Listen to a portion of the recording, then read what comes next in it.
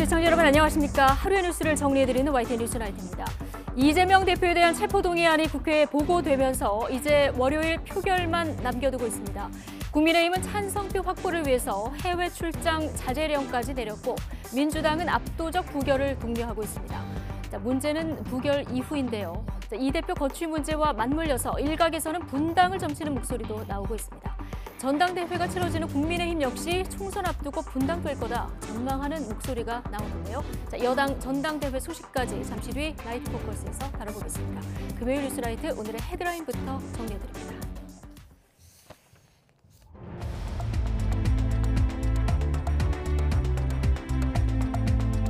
(2월 24일) 금요일 뉴스나이트 주요 뉴스입니다. 민주당 이재명 대표 체포동의안이 국회 본회의에 보고됐습니다.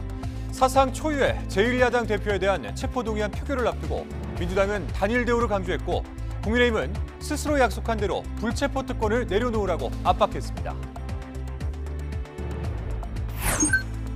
국민의힘 전당대회에 나선 김기현 후보의 적극적인 해명과 부인에도 울산 땅 의혹을 둘러싼 경쟁 후보들의 파상 공세가 연일 계속되고 있습니다. 민주당도 의혹을 밝히겠다며 논란에 가세했습니다. 전국의 경찰 수사를 지휘하는 신임 국가수사본부장에 검사 출신이자 윤석열 대통령 측근으로 꼽히는 정순신 변호사가 임명됐습니다. 경찰 내부에서는 검찰의 경찰 장악이라는 비판이 제기되는 가운데 경찰 수사가 힘을 받을 것이라는 기대 섞인 목소리도 나오고 있습니다.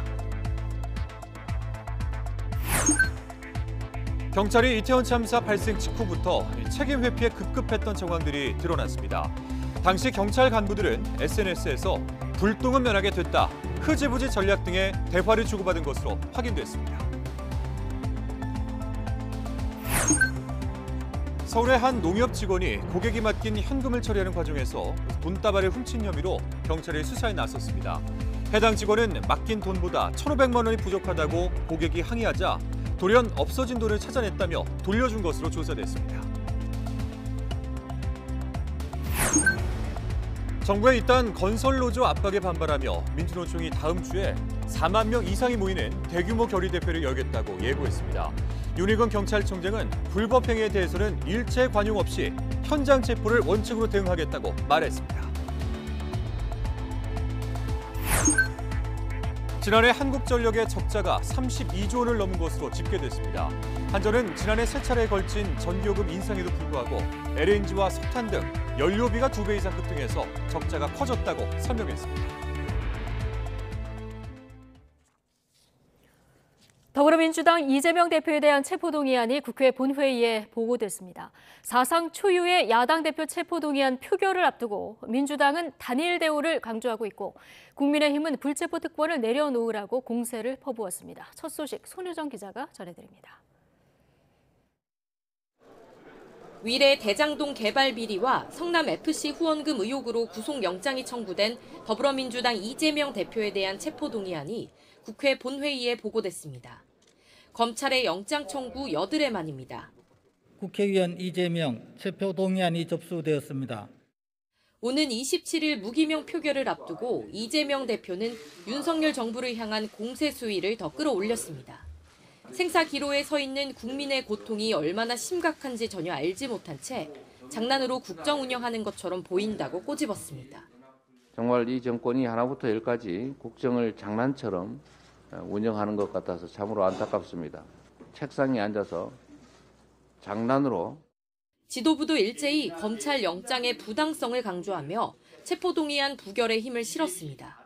심지어 제1야당 대표라서 구속해야 된다라고 합니다. 이것이 윤석열 대통령이 생각하는 공정과 상식입니까? 반면 국민의힘은 이 대표가 약속과 달리 불체포 특권을 내려놓지 못하고 거대 야당과 당원 뒤에 꽁꽁 숨었다고 비난했습니다. 정말 죄가 없다면 의원들에게 1대1 읍소를 하는 대신 방탄 철옹성에서 나와 판사 앞에서 영장 심사를 받으면 될 일이라고 이 대표를 거듭 압박했습니다. 4년 전 조국 장관 모습과 어찌 그리 흡사한가요? 청문회 가서 다 설명해도 될 일을, 검찰에 가서 설명해도 될 일을 굳이 기자들 불러 모아놓고 자기 해명에만. 앞서 불체포 특권을 포기하고 영장 심사를 받았던 친윤계 핵심 권성동 의원도 이 대표가 불체포 특권을 내려놓지 못하는 건 자신의 혐의에 대해 자신이 없기 때문이라고 지적했습니다.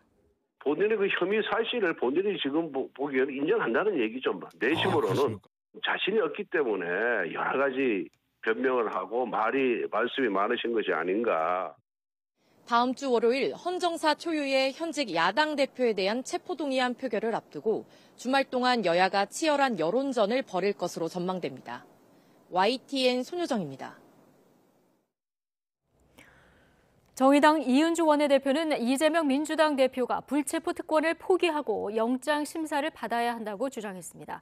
이 원내대표는 오늘 국회 비교섭단체 대표연설에서 이 대표가 지난 대선에서 불체포 특권 포기를 공약한 바 있다며 이같이 밝혔습니다. 그러면서 이 대표가 그간 무고를 주장하며 검찰 수사에 협조해 영장 심사를 거부할 이유가 없다면서 정의당은 불체포 특권 폐지를 주장해온 만큼 이번에도 마찬가지로 판단할 것이라고 강조했습니다.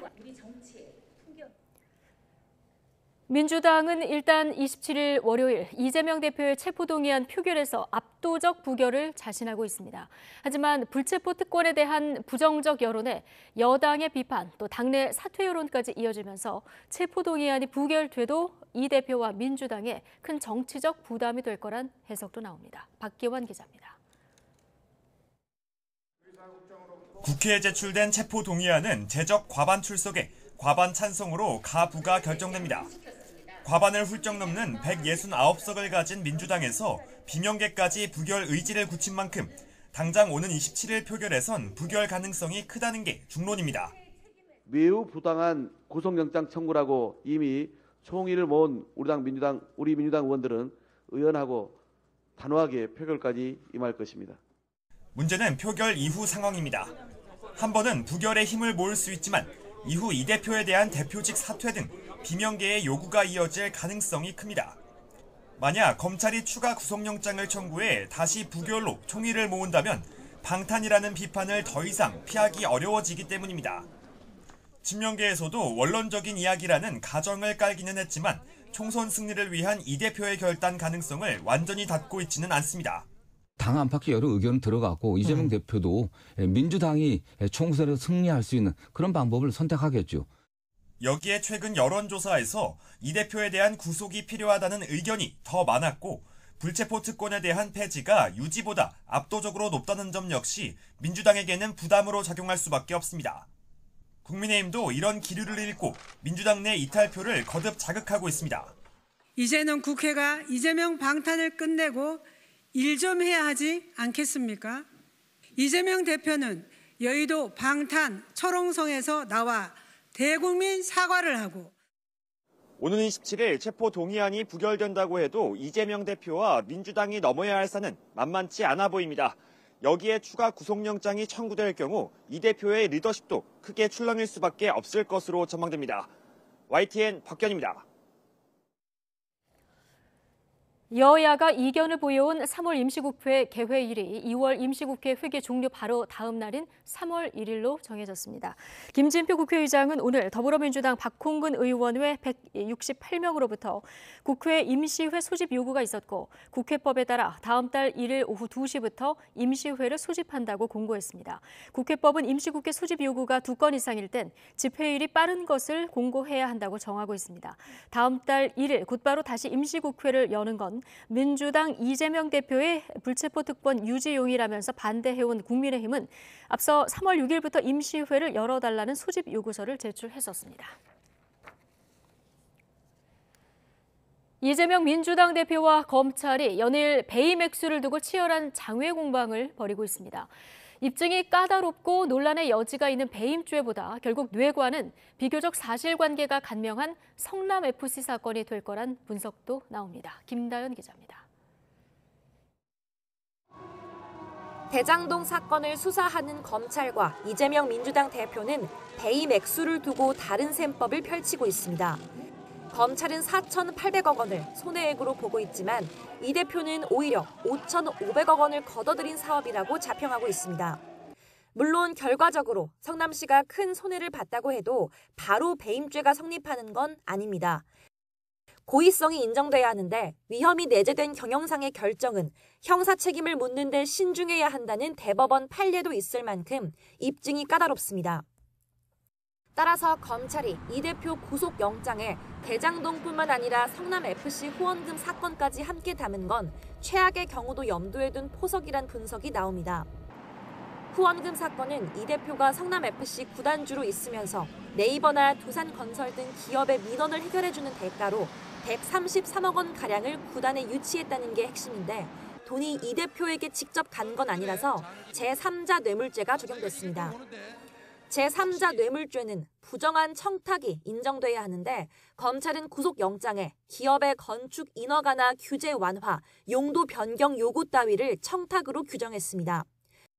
그러면서 이 대표가 인허가 장사를 해가며 거액의 후원금을 유치했고 액수까지 일방적으로 정해졌다고 적시했습니다.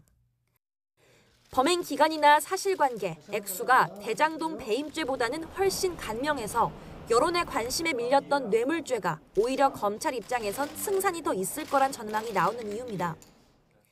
특히 뇌물 액수가 커서 가중처벌이 적용되기 때문에 무기징역까지 나올 수 있다는 점도 검찰에겐 유리한 지점입니다.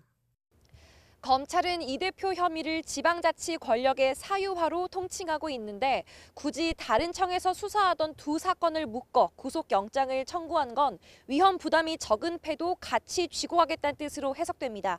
YTN 김다연입니다. 쌍방울 그룹의 대북 송금 의혹을 수사하는 검찰이 김성태 전 쌍방울 회장의 자택도 압수수색했습니다.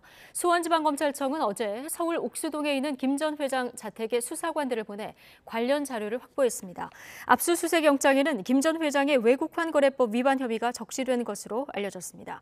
김 전 회장은 경기도의 스마트팜 사업과 이재명 당시 경기지사 방북을 위해서 북한에 800만 달러를 보낸 혐의로 구속 기소됐습니다. 오늘 국회 본회의에서 처리될 예정이던 2기 진실화해위원회 7명의 선출안 가운데 국민의힘이 추천한 인사 1명의 선임이 민주당의 무더기 반대표로 무산됐습니다. 여야 충돌로 본회의가 파행되면서 정부조직법 개정안 등 법안 47건의 표결도 이루어지지 못했습니다. 정유진 기자입니다. 민주당 이재명 대표 체포동의안이 접수됐다는 보고에 이어 주요 안건에 대한 표결이 진행되던 국회 본회의. 갑자기 국민의힘 의원들이 거세게 항의하더니 한꺼번에 회의장을 빠져나옵니다. 2기 진실화해위 위원 7명 가운데 여당이 추천한 인사 1명의 선출안이 예상 밖으로 부결되자 발끈한 겁니다. 우리가 추천한 후보에 대해서 부결시켰다는 것은 결국 함께 정치하겠다는 생각이 없다는 거죠. 한마디로 여야가 합의에 올린 후보는 국회의 오랜 관행에 따라 동의해줘야 하는데 민주당이 어깃장을 놨다는 겁니다. 민주당의 말은 달랐습니다. 선출이 무산된 이재봉 교수의 과거 발언과 행보 등을 문제 삼으며 당론으로 정한 게 아닌 만큼 의원 개개인의 판단을 존중해야 한다고 맞섰습니다. 문재인 일당을 감옥을 보내는 것이 정의다. 이런 극단적인 편향된 이념적인 발언들을 일삼았고 또 그렇게 해서 국민적인 갈등을 초래했던 여야의 팽팽한 신경전에 본회의는 중단됐고 정회 1시간 만에 결국 소득 없이 끝났습니다. 덩달아 보훈처를 보훈부로 격상하고 재외동포청을 신설하는 내용을 담은 정부조직법 개정안 등 법안 47건의 표결도 다음 회의로 미뤄졌습니다. 여야는 책임을 서로에게 떠넘겼습니다. 민주당이 의석이 많다고 이렇게 비토를 한 것 같습니다. 민주당이 소수당일 때도 그렇게 하지는 않았습니다. 인사 문제를 자기 뜻대로 안 됐다고 해가지고 그냥 일시에 다 퇴장해가지고 결국은 의사 진행을 방해하고 이재명 대표 체포동의안 표결과 양곡관리법 등 쟁점 법안 처리를 놓고 가뜩이나 얼어붙은 2월 임시국회 정국. 진실화해위원 선출이라는 돌발 변수까지 더해지면서 여야의 대치 전선이 더욱 가팔라지는 모습입니다. YTN 정유진입니다. 경찰 수사 업무를 총괄하는 국가수사본부장에 검사 출신인 정순신 변호사가 임명됐습니다. 정신인 본부장은 윤석열 대통령의 검사 시절부터 가까웠던 이른바 친윤 검사로 분류되는데 윤희건 경찰청장은 장단점을 고려한 인사라고 설명했습니다. 윤성훈 기자의 보도입니다. 경찰청 초대 남구준 국가수사본부장이 물러난 날 후임의 정순신 변호사가 임명됐습니다. 검사 출신이 경찰청 수사 업무를 총괄하는 자리에 오른 겁니다. 국가수사본부는 전국 시도 경찰청과 경찰서 그리고 수사부서 소속 공무원을 지휘 감독하고 국가정보원에서 이관된 대공수사도 담당합니다. 정신임 본부장은 사법연수원 27기로 인천지방검찰청 특수부장과 창원지검 차장검사를 역임했습니다. 과거 윤석열 대통령이 대검찰청 중앙수사부 2과장과 서울중앙지검장으로 있을 때 각각 부대변인과 인권감독관으로 있으면서 인연을 쌓은 것으로 전해졌습니다. 지난 2017년에는 이른바 돈봉투 만찬 사건에 연루되기도 했습니다. 이영렬 당시 서울중앙지검장이 국정농단 특수본 검사들에게 돈봉투를 건네 논란이 됐는데 결국 감찰을 통해 경고 조치를 받았습니다. 최근엔 대장동 사건의 핵심인 김만배 씨 변호인으로 이름을 올리기도 했습니다. 경찰청은 검찰 주요 보직을 두루 거치며 다양한 경험과 노하우를 갖춘 수사 전문가라며 정신임 본부장 선임 배경을 밝혔습니다. 특히 경찰이 1차 수사기관으로 대부분 수사를 맡게 된 만큼 경험 있는 외부 인사를 영입해 책임 수사 역량을 한층 강화할 필요성을 고려했다고 강조했습니다. 하지만 검사 출신을 국가수사본부장에 임명한 데 대해 검경 수사권 조정 취지를 훼손한 것 아니냐는 비판이 나옵니다. 윤희근 경찰청장은 YTN과의 인터뷰에서 장단점을 모두 고려한 인사라고 설명했습니다. 검사 출신으로 내부 반발 우려가 좀 있을 것 같은데 어떻게 보실까요? 뭐 그런저런 장단점을 다 고려했고요. 네, 고려해서 지금 추천을 그렇게 했습니다. 네. 혹시 뭐 윤석열 대통령과의 연이 있어서 뭐 이런 이유는 없을까요? 글쎄요, 뭐 그렇게 하지는 않았다고 생각합니다. 윤석열 대통령 임명 절차까지 마친 정순신 신임 본부장은 오는 27일 정식 취임해 2년 동안의 임기를 시작합니다. YTN 윤성훈입니다. 네, 검사 출신이 국가수사본부장에 임명되면서 경찰 내부에서는 사실상 검찰의 수족이 된 것이다. 이러한 거센 반발까지 나오고 있습니다. 현 정부가 출범한 이후 행안부의 경찰국 신설에 이어서 경찰 내 불만이 계속 쌓이고 있습니다. 계속해서 우철희 기자입니다. 경찰 내부가 술렁이기 시작한 건 신임 국가수사본부장 공개 채용 절차 때부터였습니다. 친윤 검사 출신인 정순신 본부장의 지원 사실이 일찍이 알려졌기 때문입니다. 현 정부 출범 이후 검사 출신이 요직을 차지하면서 사실상 낙점된 것이라는 소문이 파다했습니다. 그래도 경찰청장 다음 최고위직인 국수본부장에 검사 출신을 앉힐까라는 물음표가 있었지만 곧 현실이 됐습니다. 윤석열 대통령의 최종 임명 사실이 알려지자 경찰 내부에선 거센 반발이 터져나왔습니다. 내부 게시판에는 정말 검찰 공화국이 맞냐부터 축구 국가대표 감독도 검찰 출신이 유력하다는 비아냥까지 올라왔습니다. 수사 분야에 오래 몸담았던 경찰들도 검찰의 수족, 검찰의 하수인이란 원색적인 표현까지 써가면서 모욕적이란 반응을 보였습니다. 2년 전 시행된 검경 수사권 조정에 역행한다는 비판도 자연스럽게 쏟아졌습니다. 수사권 조정이 권한 분산과 상호 견제를 핵심으로 담고 있는데 이제 검찰을 건드리는 수사는 손도 못 댈 것이란 우려 때문입니다. 일부 기대 섞인 의견도 있습니다. 수사 전문가이자 정권 실세인 국수본부장이 있어 경찰 수사가 더욱 힘을 받을 것이다부터 홀대받던 수사 분야로 복귀할까 생각 중이란 말까지 나왔습니다. 또 검사 출신이라고 무조건 반발할 필요는 없다면서 시간을 갖고 지켜봐야 한다는 신중론도 있었습니다. 같은 날 떠난 남구준 초대 본부장은 내부 분위기를 의식한 듯 길게 봐야 한다는 취지의 말을 남겼습니다. 지금 이 순간은 힘들다고 느끼시겠지만 긴 역사의 흐름 속에서 보면 한순간에 불과합니다. 현 정부 출범 이후 행정안전부 경찰국 신설에 이어 이번엔 검사 출신이 국수본부장 자리에 오르면서 경찰 내부에선 비판 여론이 지배적입니다. 검사 출신의 본부장이 이끄는 경찰 국가수사본부의 향후 수사 과정과 결과 하나하나에 한동안 파장이 만만치 않을 것으로 보입니다. YTN 우철입니다. 경찰이 이태원 참사 발생 직후부터 책임 회피에 급급했던 정황들이 드러났습니다. SNS로 불똥은 면하게 됐다, 흐지부지 전략 등의 대화를 주고받은 것으로 확인됐습니다. 장하영 기자입니다. 이태원 참사 발생 다음 날 이상민 행정안전부 장관의 말입니다. 경찰이나 소방 인력이 미리 배치함으로써 해결될 수 있었던 문제는 아니었던 것으로 지금 파악을 하고 있고요. 인파의 책임을 미루는 듯한 발언으로 논란이 됐는데 경찰이 이런 논리를 제공한 정황이 드러났습니다. 참사 만 하루도 지나지 않은 시점, 박성민 전 서울경찰청 정보부장은 경찰청과 서울청 정보분석과장에 이런 메시지를 보냅니다. 이상민 장관의 발언 이후에는 친분 있는 경찰청 경비국 관계자가 공직과 장관실에 전달한 결과라며 불똥은 면하겠다고 말하기도 했습니다. 박 전 부장은 대통령실 관계자에 보완하겠다는 내용이 찜찜하다며 경찰 책임이 강화되는 입법을 우려하고 경비국 관계자는 흐지부지 전략으로 시간 끌기라는 답신을 보냅니다.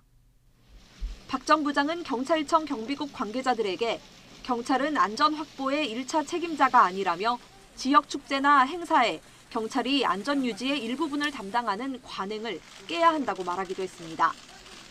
박 전 부장은 또 헬로윈 행사와 관련해 경찰이 미리 작성해뒀던 보고서 가운데 이미 언론 보도로 알려진 보고서 한 건만 남기고 나머지 3건은 은폐하라고 지시한 걸로 드러났습니다. YTN 장하영입니다.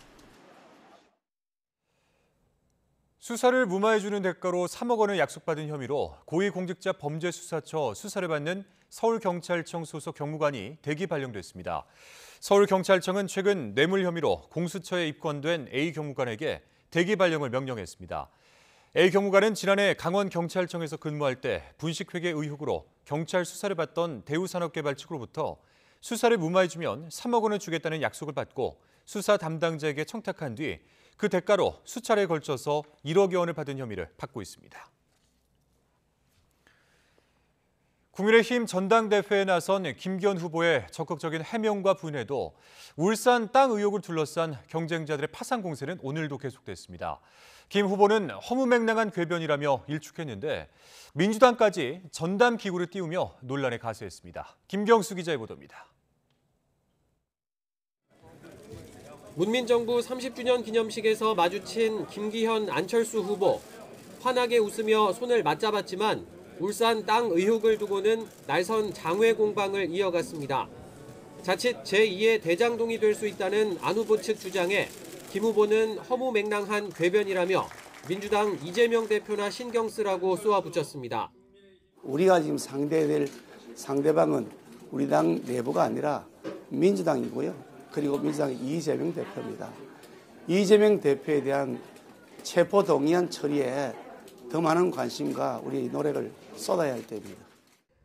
보란듯 세 번째 정책 비전으로 여의도 부패 정치 척결을 내건 안 후보는 땅 의혹을 제대로 털고 가지 않으면 총선 대패는 불보듯 뻔하다며 맞받았습니다. 해명 기회를 드린 겁니다. 지금 후보들 저 빼놓고는 전부 법조인이거든요. 법조인들이 납득을 못하면 일반 국민이 납득하겠습니까? 그러니까 그런 법조인들이 납득할 수 있도록 해명을 하시라.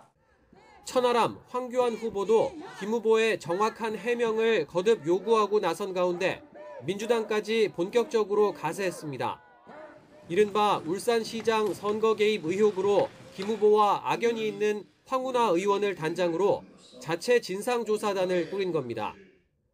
한편 천 후보를 지원하는 이준석 전 대표가 안 후보 측이 응원 전에 아르바이트생을 동원했다는 의혹을 제기하자 안 후보 측은 사실무근이라고 반박하면서 설전이 벌어지기도 했습니다. 전당대회 당원 투표까지는 이제 대구 경북과 수도권 연설회 그리고 마지막 TV 토론회만 남겨두고 있습니다. 김기현 후보는 다음 달 8일 1차 투표에서 승부를 매듭짓겠다는 각오인데 전당대회 막판에 불거진 울산 땅 논란이 변수가 될지 관심입니다. YTN 김경수입니다.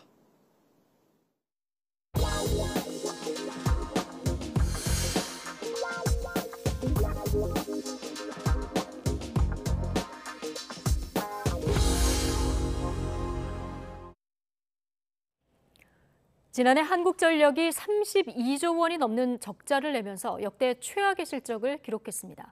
적자가 올해 국가 예산의 5%에 해당할 만큼 막대한 규모인데 올해도 해소가 쉽지 않을 전망입니다. 보도에 박홍구 기자입니다.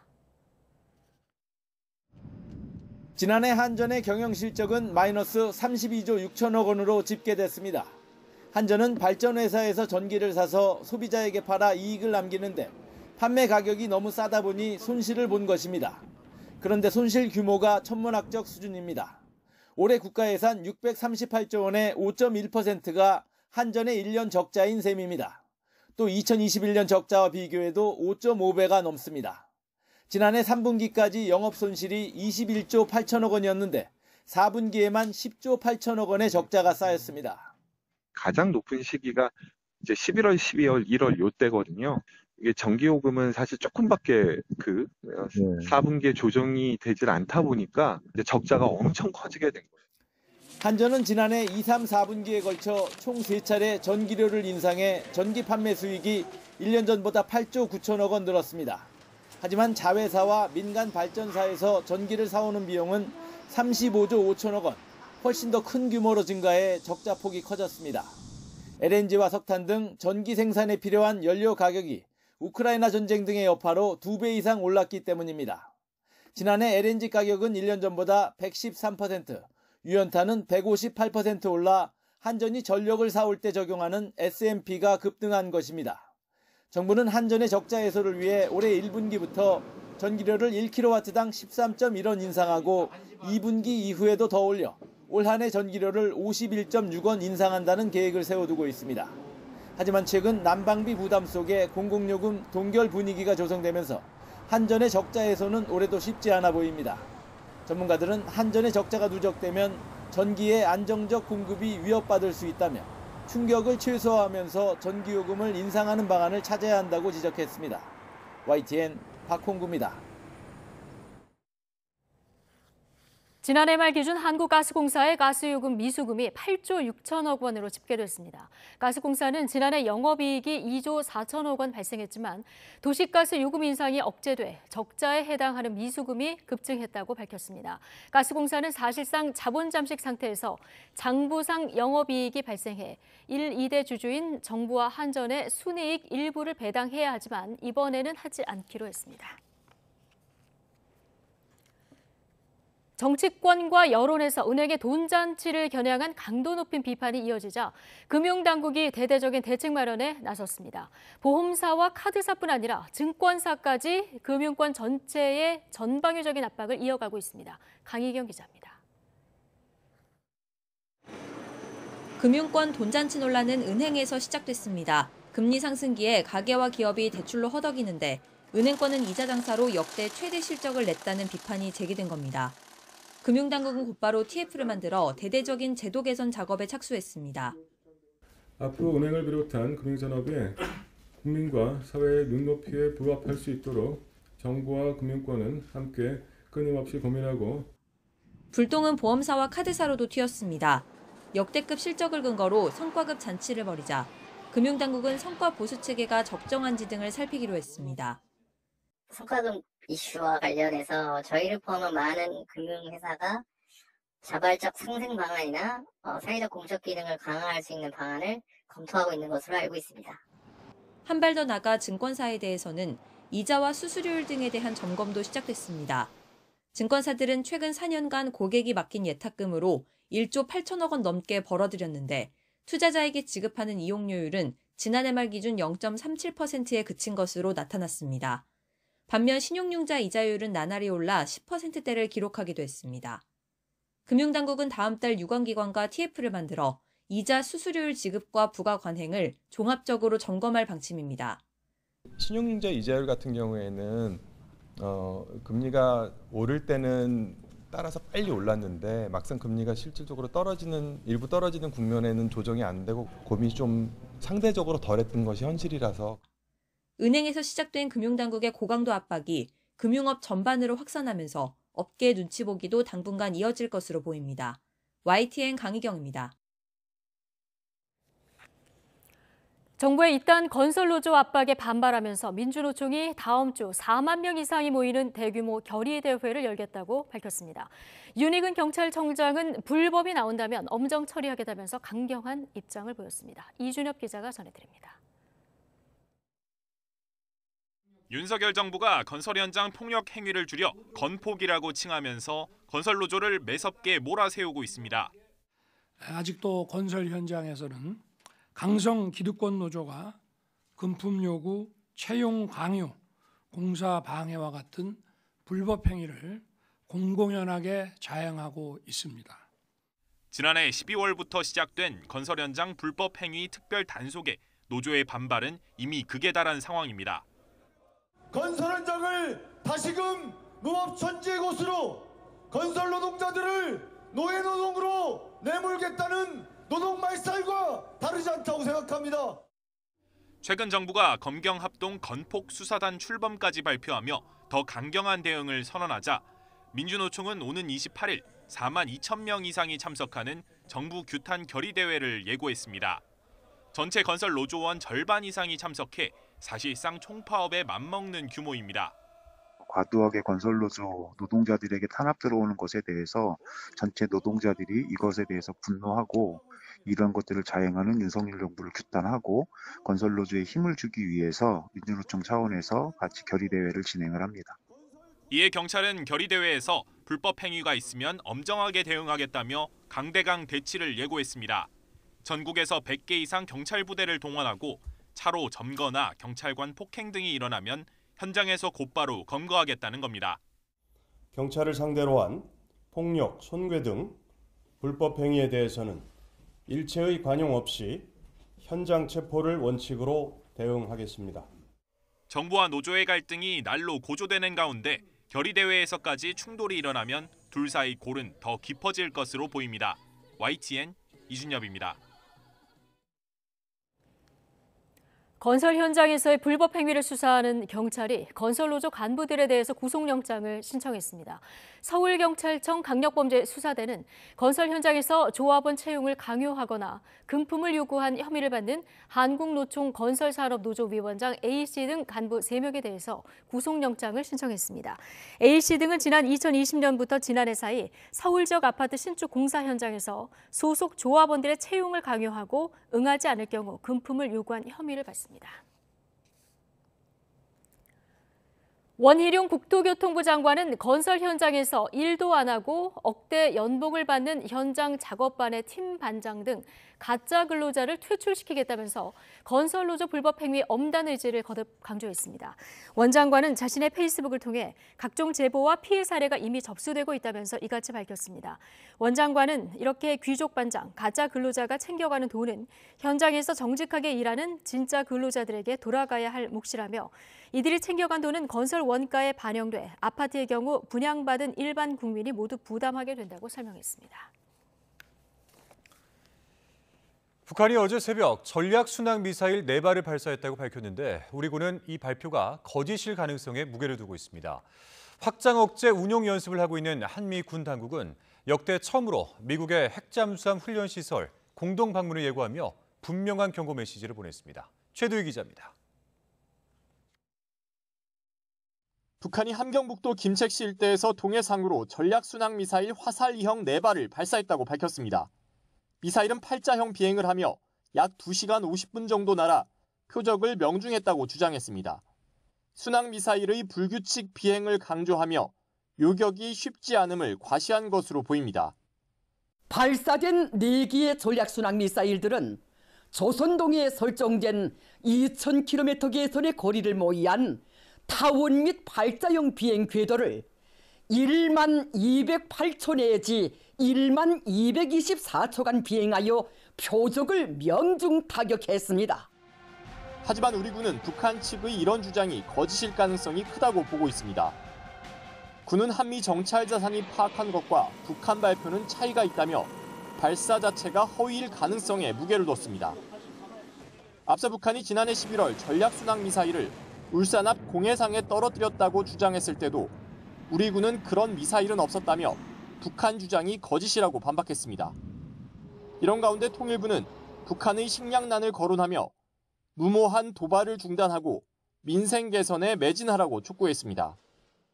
장거리 탄도미사일 1발, 단거리 탄도미사일 2발만 계산해도 취약계층 2,300만 명이 약 5개월간 취식 가능할 정도의 식량인 약 10만 톤을 구입할 수 있는 금액입니다. 북한의 미사일 발사 주장은 한미가 미 워싱턴에서 북핵 위기를 상정해 진행한 확장 억제 수단 운용 연습에 대한 맞대응 조치로 풀이됩니다. 미국은 북핵 억제를 위해 전략 폭격기 등 전략 자산을 지속적으로 전개할 계획인데 한미 대표단은 역대 처음으로 미국의 핵 추진 잠수함 훈련 시설의 공동 방문을 예고하며 북한 측에 분명한 경고를 보냈습니다. YTN 최두희입니다. 폴란드와 최대 20조 원의 K방산 수출 계약에 이어서 이번에는 1조 2천억 원 규모의 국산 초음속 경공격기 FA-50 18대도 말레이시아에 수출됩니다. K방산의 수출 전선이 폴란드에 이어서 동남아 시장으로도 옮겨 붙을지 주목되고 있습니다. 조수현 기자입니다. 한국항공우주산업 카이는 말레이시아 국방부와 9억 2천만 달러, 1조 2천억 원 규모의 FA-50 경공격기 수출 계약을 체결했다고 밝혔습니다. 입찰에서 인도 테자스 등 5개 기종을 제치고 달성한 결과물입니다. 말레이시아가 도입할 FA-50 경공격기는 공중급유 기능과 무장 확장 성능을 개량한 버전으로 2026년에 초도 납품이 진행될 예정입니다. 카이는 말레이시아가 같은 기종으로 18대 추가 도입을 계획하고 있다고 밝혀 물량이 최대 36대까지 늘어날 전망입니다. 카이가 FA-50을 앞세워 동남아 시장에 진출한 것은 인도네시아, 필리핀, 태국에 이어 이번이 4번째입니다. 계약 규모로는 동남아 국가 중 최대입니다. 저희 FA-50의 말레이시아 수출은 아시아 벨트를 완성했다는 데서 의미를 찾을 수가 있고 지금까지 동남아 시장에 수출된 국산 항공기는 총 68대. 말레이시아 2차 수출까지 성공할 경우 전 세계에 수출되는 국산 항공기는 240대로 늘어납니다. 카이는 이번 계약을 발판으로 중동, 아프리카와 호주, 미국까지 국산 항공기 수출을 확대한다는 전략입니다. 폴란드의 최대 20조 원 규모의 K2 전차와 K9 자주포 등 수출에 이어 FA-50 경공격기의 동남아 시장 추가 공략에 성공하면서 K방산의 수출 전략이 탄력을 받고 있습니다. YTN 조수연입니다. 마약 투약 혐의를 받는 배우 유아인 씨가 대마에 이어서 프로포폴 검사에서도 양성 반응이 나온 것으로 파악됐습니다. 경찰은 상습 투약했을 가능성이 있다고 보고 조만간 유아인 씨를 소환 조사할 방침입니다. 황윤태 기자의 보도입니다. 경찰은 지난 5일 미국에서 귀국하던 배우 유아인 씨를 붙잡아 간이 소변 검사를 실시했는데 대마에서 양성 반응이 나왔습니다. 애초에 경찰이 투약을 의심한 프로포폴은 정작 간이 검사에서 음성이 나왔습니다. 경찰이 유아인 씨의 모발을 채취해 국립과학수사연구원에 추가 정밀 검사를 의뢰했는데 지난주 프로포폴 양성 반응이 나온 것으로 전해졌습니다. 전문가들은 모발을 이용한 정밀 검사에서는 구체적인 투약 시기까지 알 수 있다고 설명합니다. 한 대략적으로 얼마 정도 되는지까지 알죠. 머리가 한 달에 1cm 자라니까 뭐 그런 걸로 이렇게 계산하면은 대략 언제쯤 복용했다까지도 조금은 알 수가 있죠. 유아인 씨의 약물 복용 사실이 드러난 건 식품의약품안전처의 프로포폴 단속 때문입니다. 식약처가 프로포폴 처방 횟수나 투약 용량이 지나치게 많은 50여 명을 추려 경찰에 수사를 의뢰했는데 여기에 유아인 씨의 본명 어몽식이라는 이름이 포함된 겁니다. 전문가들의 의견을 봤을 때 극단을 넘은 사람들을 그 수사 의뢰한 분 중에 하나가 유아인 씨의 본명을 썼던 분이죠. 경찰은 모발 검사에서도 프로포폴 양성 반응이 나온 만큼 조만간 유아인 씨를 마약류관리법 위반 혐의로 불러 조사할 계획입니다. YTN 황윤태입니다. 서울의 한 농협은행 직원이 고객이 보는 앞에서 버젓이 돈다발을 여러 개 훔치다가 적발됐습니다. 훔친 돈만 1,500만 원에 달하는데 경찰은 절도 혐의로 30대 직원을 수사하고 있습니다. 황보혜경 기자의 단독 보도입니다. 지난 8일 서울 서초구에 있는 NH농협은행 지점을 방문한 A씨. 현금 1억 7천만 원을 500만 원씩 봉투 34개에 나눠 담아가서 돈 뭉치를 각각 띠로 묶어달라고 요청했습니다. 그런데 A씨가 돌려받은 건 1억 5,500만 원뿐 1,500만 원이 모자랐습니다. 직원에게 따졌더니 애초에 고객이 돈을 그만큼만 가져왔단 말만 돌아왔습니다. 현금을 500만 원씩 세서 봉투에 일일이 따로따로 다 넣었어요. 1억 7천만 원을. 처음에는 그럴 리가 없다고 찾아보지도 않았어요. 그러나 사라진 1,500만 원이 들어있었을 빈 봉투 3개가 직원의 자리 부근 쓰레기통에서 발견됐고 저한테 본인을 지금 의심하는 거냐. 이거는 내가 고의로 그런 게 아니라 사고다. 이렇게 계속 주장을 했어요. 실랑이를 벌이던 직원은 돌연 없어진 돈을 어디선가 찾아냈다며 슬그머니 들고 와 A씨에게 돌려줬습니다. 근데 제가 사람의 넣은 거를 저도 잘 모르겠어요. 어떻게 돈이 많다 보니까 이렇게 정리하다가 넣은 건지. 은행 CCTV엔 직원이 고객 앞에서 돈 봉투를 몰래 쓰레기통과 쇼핑백 등에 숨기는 장면도 포착된 거로 알려진 가운데 NH농협은행 측은 특별 감사 끝에 개인의 범죄 행위로 결론 내렸다고 밝혔습니다. 이어 해당 직원은 대기 발령했다며 앞으로의 수사 결과에 따라 최종 인사 조치할 계획이라고 덧붙였습니다. 경찰은 절도 혐의로 은행 직원인 30대 여성을 입건하고 자세한 사건 경위를 조사할 방침입니다. YTN 황보혜경입니다. 골재를 생산하는 과정에서 나온 폐기물을 농경지에 불법 매립한 일당이 적발됐습니다. 매년 이맘때 농번기를 앞두고 이런 사례가 많이 발생을 하는데 철저한 단속이 필요해 보입니다. 김학무 기자의 보도입니다. 모두가 잠든 새벽 시간대 농촌 지역에 나타난 대형 트럭. 논으로 들어가 적재함에 실린 흙을 쏟아 부은 뒤 불도저로 평탄 작업까지 합니다. 이들이 부은 흙은 덤프트럭 63대 분량인 1,575톤, 1.1m 높이로 941제곱미터의 논에 메웠습니다. 이들은 농지 소유주에게 좋은 흙을 무료로 성토해 주겠다며 작업한 것으로 드러났습니다. 아니 나는 어찌냐게 박 사장이 뭐 필요하다 그래서 한 6대만 달라 그래서 그거 준 거밖에 없어요. 문제는 이들이 부은 게 보통 흙이 아닌 돌가루와 화학약품 등이 섞인 무기성 온이 폐기물이란 점입니다. 암석을 잘게 부숴 골재를 생산하는 과정에서 생긴 폐기물로 토양의 수소이온 농도를 높여 농작물에 피해를 줄 수 있습니다. 이 때문에 폐기물 처리 업체를 통해 처리해야 하는데 처리 비용 5천만 원을 아끼려고 불법 매립한 겁니다.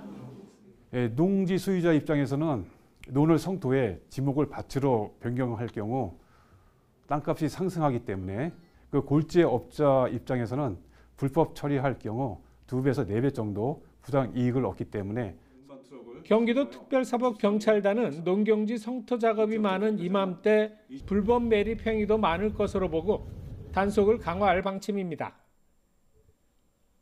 YTN 김학무입니다.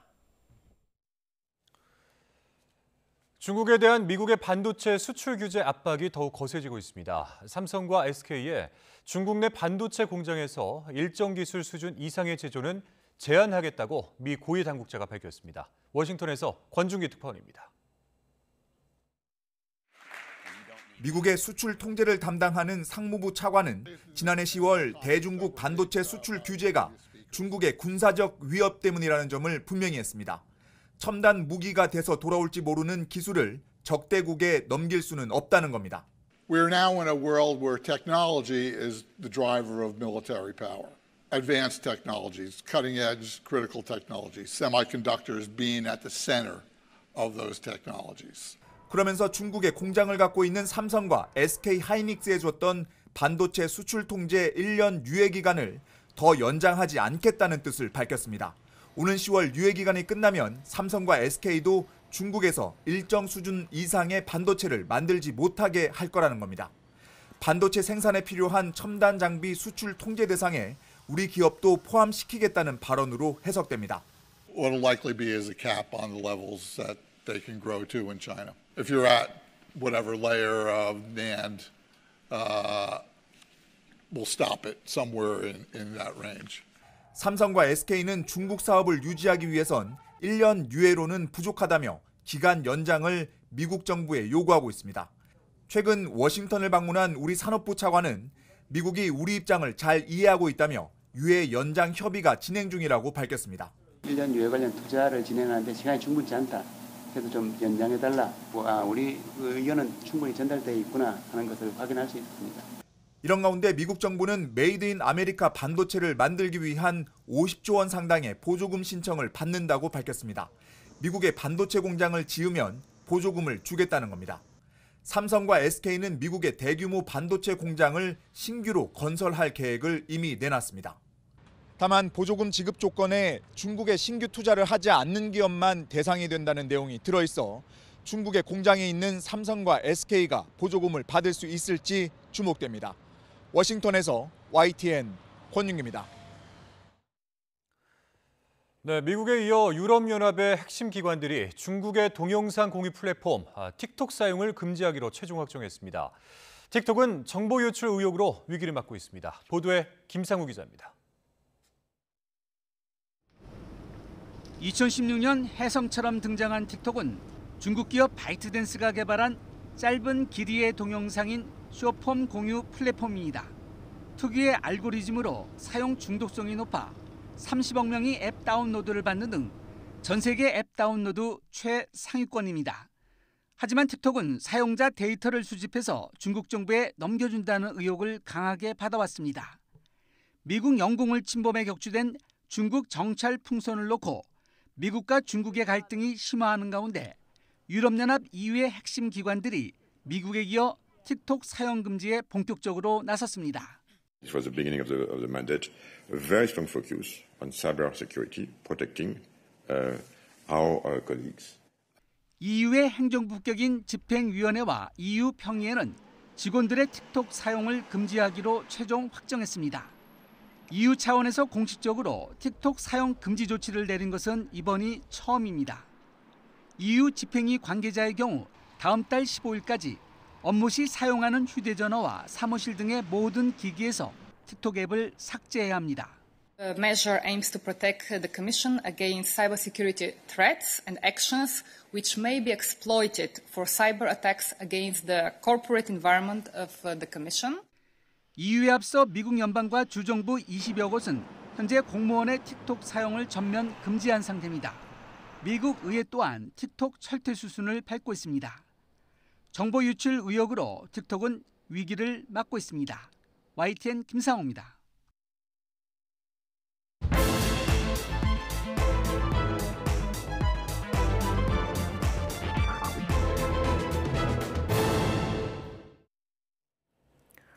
정치권 관심 뉴스들 진단해보는 나이트 포커스. 오늘은 정호김, 김영주 전직 의원 두 분과 함께하겠습니다. 어서 오십시오.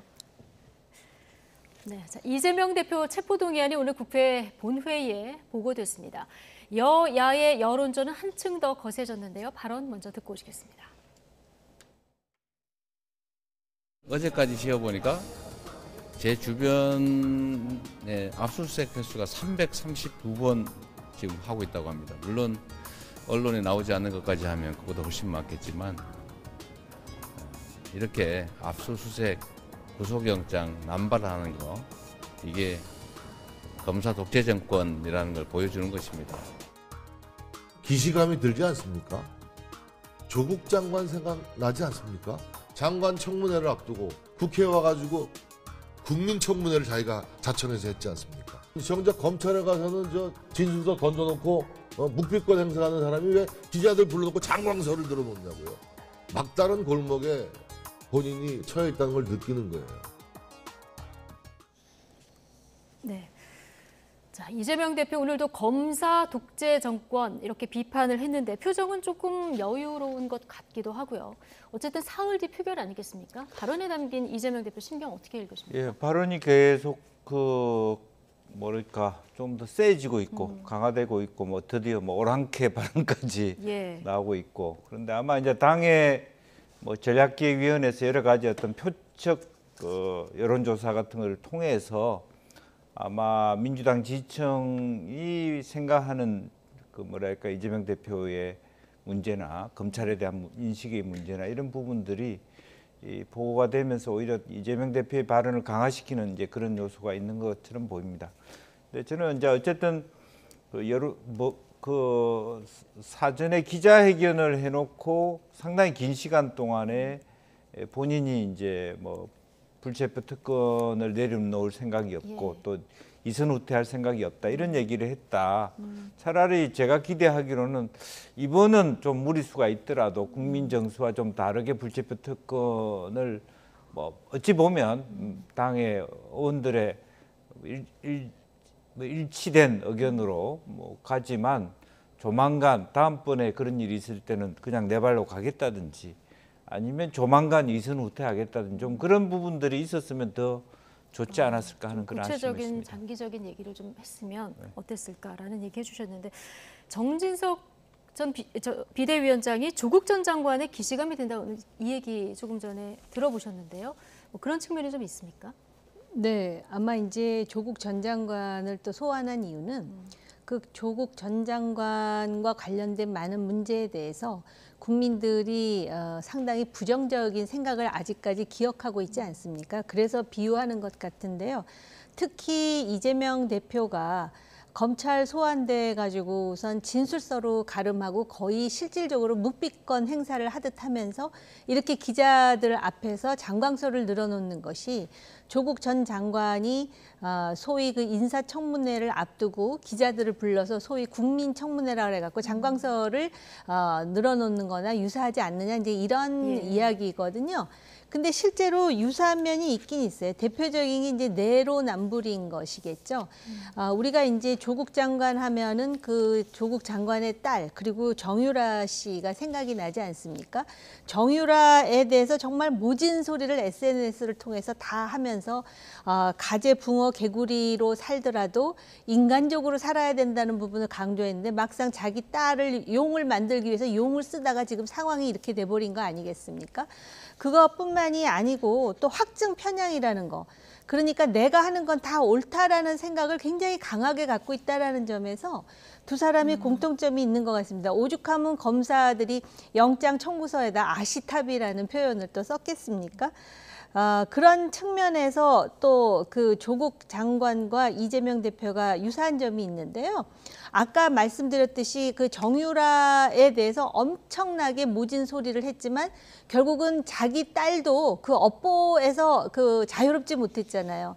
근데 이재명 대표가 과거에 박근혜 전 대통령의 탄핵과 구속 과정에서 가장 앞장서가지고 모진 소리를 했던 사람이에요. 그래가지고선 그 이재명 대표 지지자들은 당시 이재명 시장에 대해서 사이다라 그러고 또 반대로 그 당시에 문재인 정치인에 대해서는 고구마라 그러고 할 정도로 시원하게 얘기했다라고 칭찬을 받았지만 지금 이재명 대표의 어떤 그 형편 처한 상황을 보면은 과연 앞으로 자기가 어떻게 될지 지금은 물론 체포 동의안이 부결될지 모르지만 앞으로 그 줄줄이 나오는 그러한 그 검찰의 수사 사법 리스크에 더해서 또 당내에서는 어떤 반응이 나올지 이런 측면에서 볼 때 조국과 이재명은 출생의 배경만 다를 뿐 유사한 점이 꽤 많은 것은 사실입니다. 꽤 많다.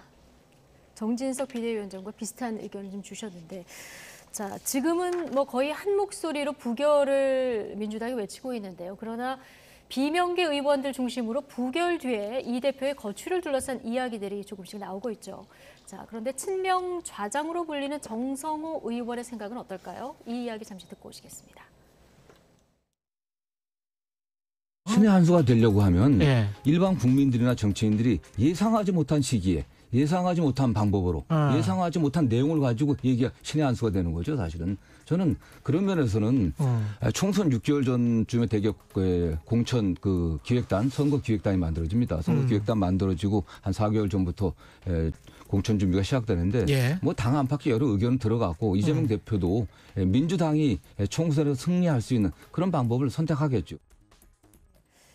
얘기를 종합해 보면은 차기 총선 4개월에서 6개월 전에 당이 총선에서 승리할 수 있는 방법을 택할 것 이렇게 얘기했는데 자, 어쨌든 총선 국면에 진입할 때까지는 대표직에서 물러날 생각이 없다. 이 얘기는 맞는 겁니까? 그러니까 실제로 보면은 이제 정말 그 총선 승리를 위한 여러 가지 특단의 대책.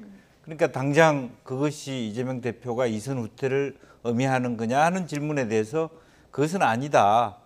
그런 얘기를 했기 때문에 또 아마 그런 논의가 있었기 때문에 이재명 대표가 굳이 기자회견을 자청해서 애둘러서 그런 이야기가 내가 물러가는 뜻이 아니라 그야말로 끝까지 내가 하겠다는 그런 식의 어떤 발언을 한 거 아닌가 그렇게 보여지고요. 어쨌든 기본적으로 뭐 정성호 의원이 얘기하는 건 일반적인 프로세스 뭐 일정의 역순으로 보면 총선까지 가는 과정이라고 보는데 저는 아마 올 상반기를 지나면 그래가지고 이재명 대표가 스스로 그야말로 이선 후퇴할 수 있는 그런 그야말로 어떤 신의 한 수를 만들어야 될 시점이 올 수도 있다. 아니면 사실은 상당히 당내의 분열과 쟁론 속에서 치고받는 어떤 갈등 속에서 논란 이후에 어떤 거취를 표명하는 그런 어떤 굉장히 불행한 과정을 겪을 수 있다. 왜냐하면 지금 현재 3월부터 진행되는 어떤 이재명 재판으로 인해서 갈수록 아마 국민의힘은 어쨌든 전당대회라고 하는 컨벤션 효과를 누리는 반면에 당내 지지율이 계속 벌어졌을 경우에 당장 지금부터 지역구를 찾는 뭐 비례대표든 뭐 어떤 다음 총선을 준비하는 분들의 마음은 바빠지기 시작하잖아요.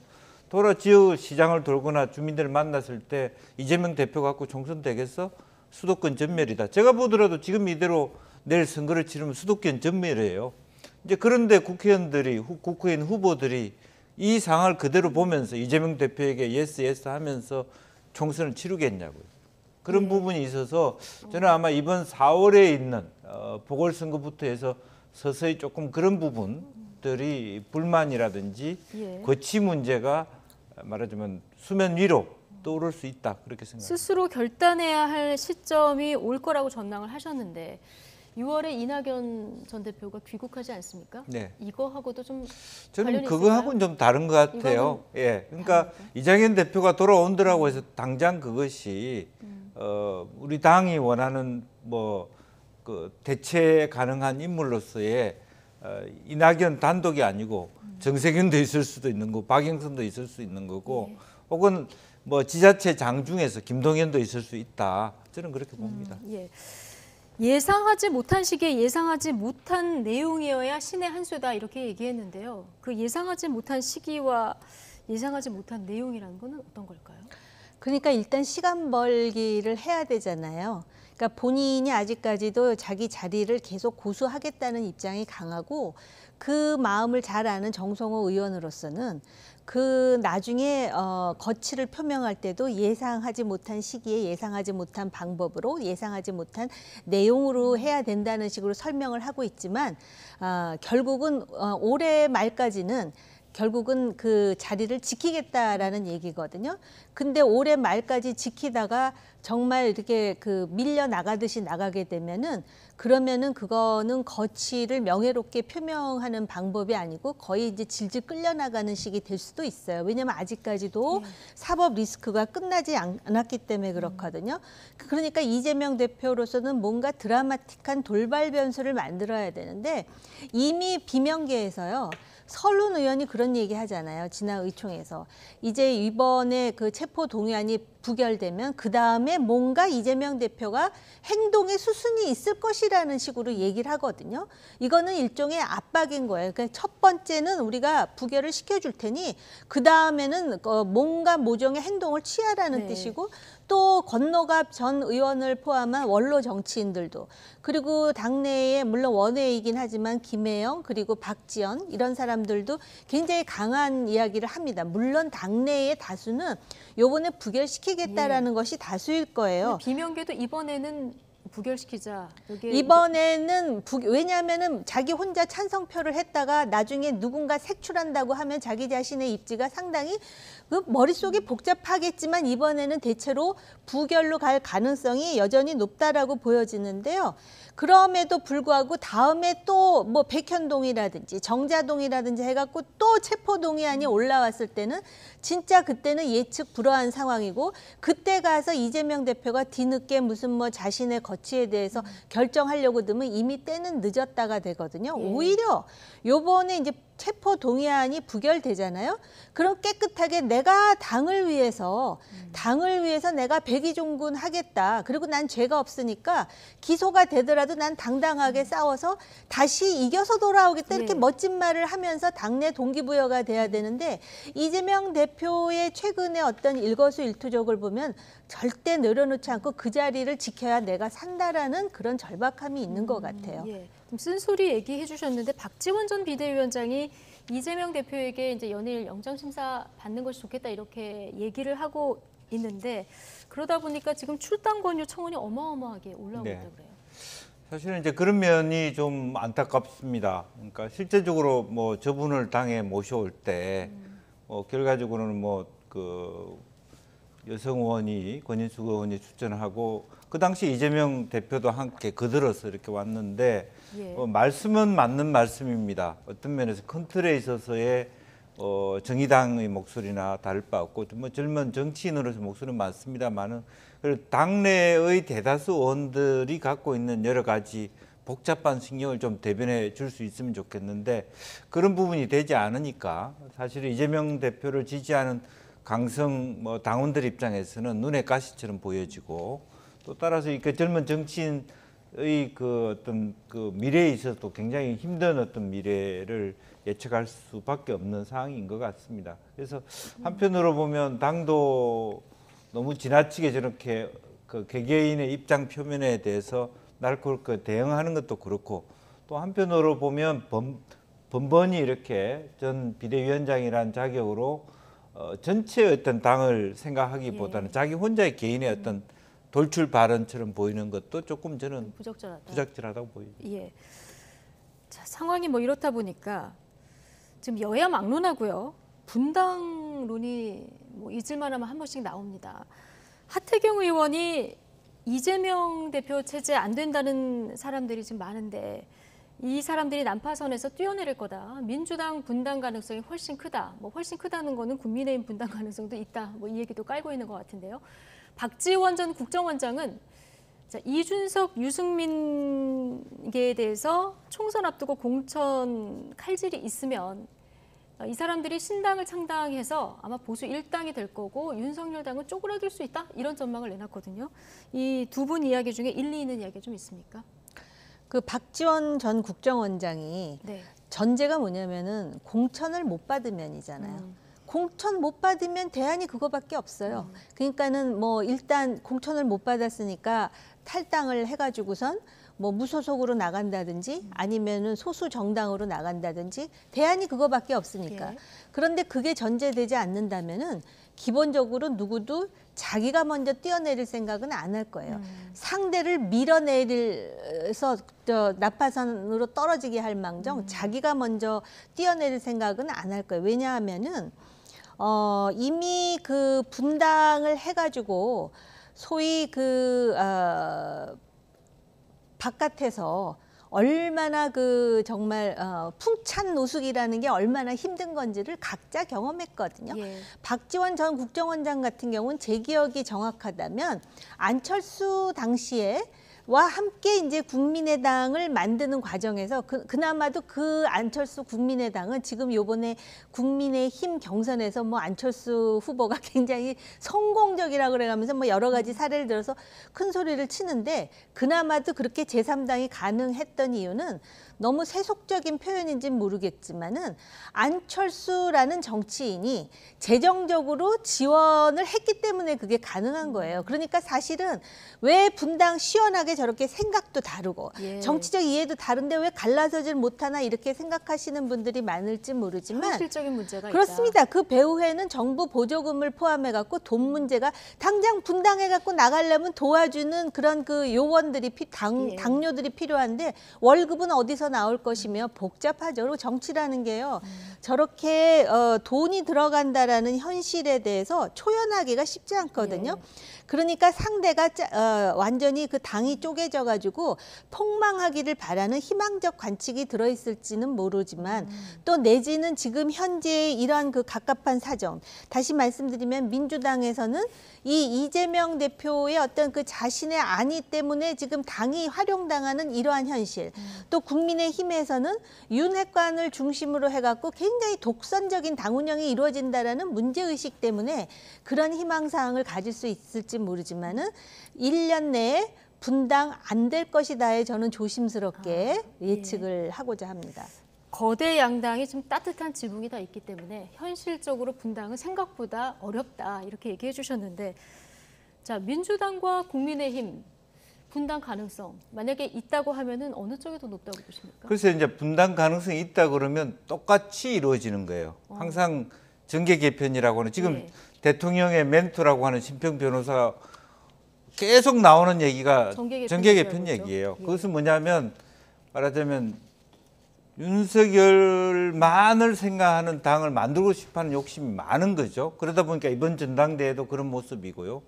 지금 한편으로 보면 지금 이제 기동민 의원이나 뭐 이수진 의원이나 민주당 의원들에 대한 어떤 부정 청탁이라든지 어떤 정치자금법 이런 부분이 있지만, 제가 봤을 때 조금 더 나아가서는 여야 정치인들의 비리를 폭로하면서 여러 가지 세게 한번 전체적으로 특히 대통령이 생각하는 국회를 보는 시각 자체가 상당히 따뜻하지 않고 차갑습니다.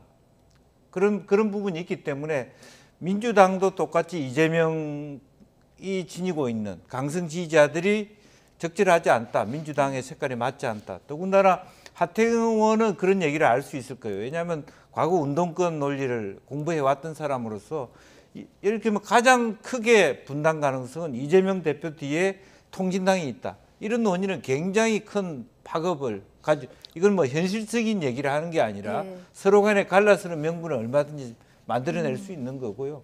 지금 이제 이준석 뿐만 아니라 실제로 나경원 의원 입장이나 다른 사람의 입장은 그 몇 사람의 어떤 윤핵관을 제외하고는 기분이 좋겠습니까? 그런 것들이 다 연동되어 있지만 다만 아까 정 의원님 말씀대로 현실적으로 그것을 하나의 정당을 해보겠다라고 하는 것은 간단하지는 않겠습니다만 어쨌든 지금 현재 국회에서 논의되고 있는 말하자면 그 의원 정수라든지 선거구제 개편 논의가 어떤 방향으로 가느냐에 따라서 제3당의 가능성이 있다면 그걸 한번 시도해 보자라고 하는 어떤 시도는 생길 수도 있다, 그렇게 보이죠.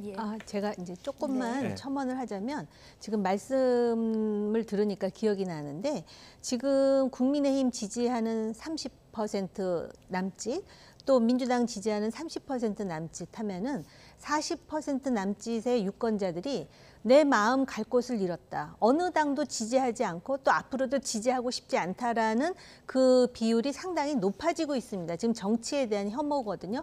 그렇기 때문에 제3당에 대한 그 소구 내지는 희망은 있지만 과연 이것이 얼마나 실현되느냐. 그렇다 그래서 지금 그 민주당 내에 지금 현재 기득권을 싫어하는 세력하고 국민의힘 내에 기득권을 싫어하는 세력이 또 화학적으로 합칠 수 있느냐. 그것도 아니라는 것하고요.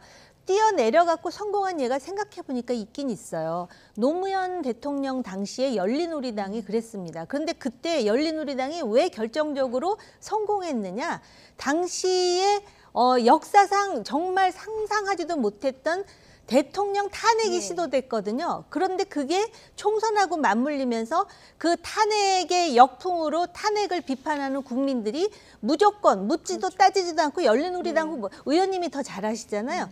그래서 뽑아줬기 때문에, 그래서 그 당시 수많은 탄도리들이 탄생하지 않았습니까?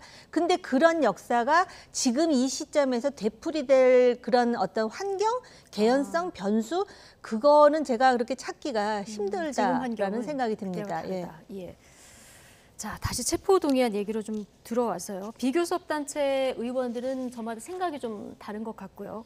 지금 분위기라면 부결은 거의 뭐 확실한 것 같은데 민주당은 일단 압도적으로 부결시켜야 된다. 이걸 이제 강조하고 있는데 노웅래 의원 때가 161표였지 않습니까? 이거는 뭐 넘을까요? 넘을 것 같습니다. 지금 분위기로는. 그러니까 아마 오늘 보니까 용해인 의원도 뭐 부결하겠다 이런 말씀도 있었고, 또 밖에 지금 무소속으로 나와 있는 민영배 의원 같은 분도 아마 부결에 동참할 거로 보면 민주당 의원 정수 플러스 2, 3표 정도의 즉 170표에 뭐 가는 즉 농내원보다는 최소한 대스포 정도로 많이 나오는 그런 결과로 예상해 볼 수 있고 다만 이제 문제는 아까 우리가 이미 논의했습니다만 이번에 압도적인 이 지지가 콘크리트하게 다음까지 이어지지는 않는다.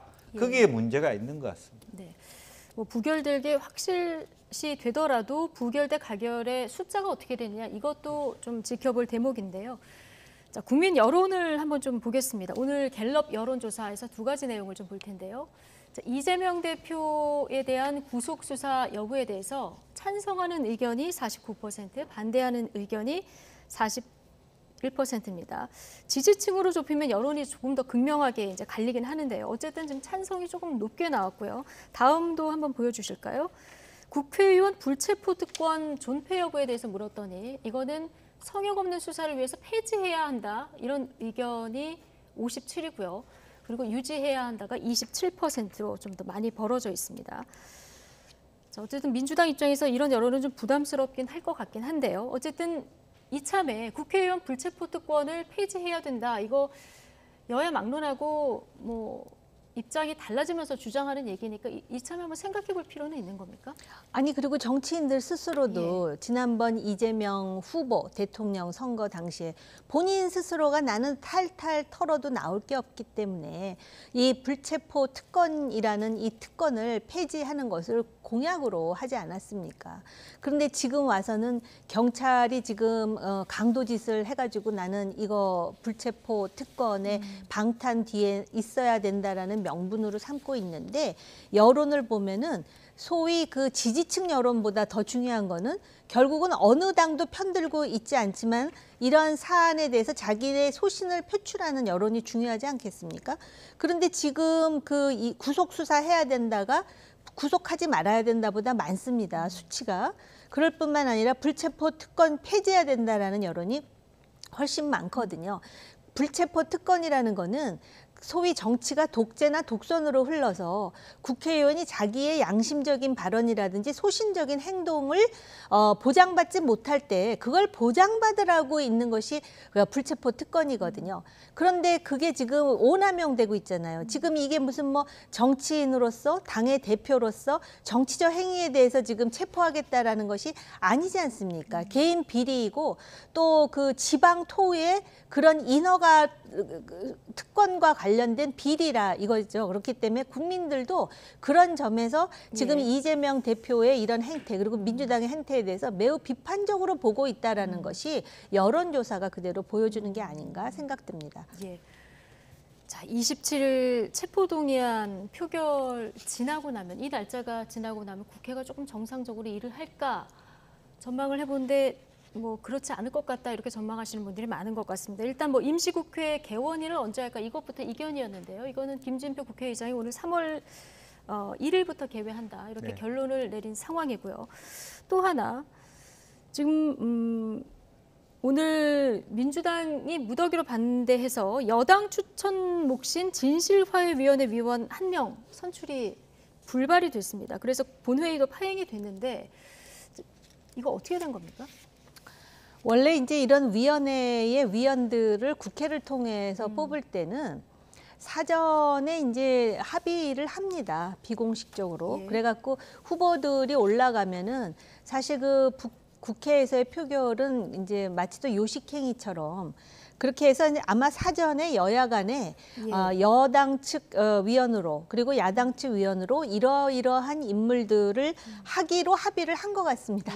그런데 느닷없이 이거는 사실 보기 드문 일이긴 합니다. 국회 내에서 야당에서 이제 그 여당 추천 몫의 이재봉 울산대 교수를 부결시킵니다. 지금 그래픽에서 보시면 다 가결이 됐고 이재봉 울산대 교수 1명만 지금 부결이 된 상황이거든요. 그러면서 그 이유는 바로 이재봉 교수가 그 위안부 할머니들에 대해서 매춘부라 폄훼한 연세대한 모 교수와 입장을 같이 한 사람이다. 이제 이런 식으로 매도를 하자 여당에서는 그렇게 매춘부라고 한 것이 아니라 교수가 어떤 발언을 했던 교수의 사상의 자유, 양심의 자유, 소신의 자유는 인정해야 된다라는 취지로 한 것인데 이것에 대해서 소위 그 여야 간의 어떤 신사 협약 같은 그런 어떤 합의를 지금 무시하고 이런 행동들을 한다라고 지금 상당히 그 약이 오른 상태가 아닌가 이런 생각이 들었습니다.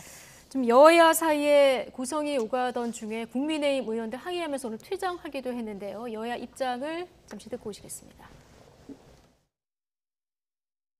위안부를 매춘부라고 했다. 이렇게 아마 민주당의 소문이 퍼졌다고 합니다. 그런데 이재봉 교수 본인이 그런 발언을 한 적이 없습니다. 각 당이 추천하면 서로 양해해서 통과시켜줬던 것이 오래된 국회의 관례인데 민주당이 의석이 많다고 이렇게 비토를 한 것 같습니다.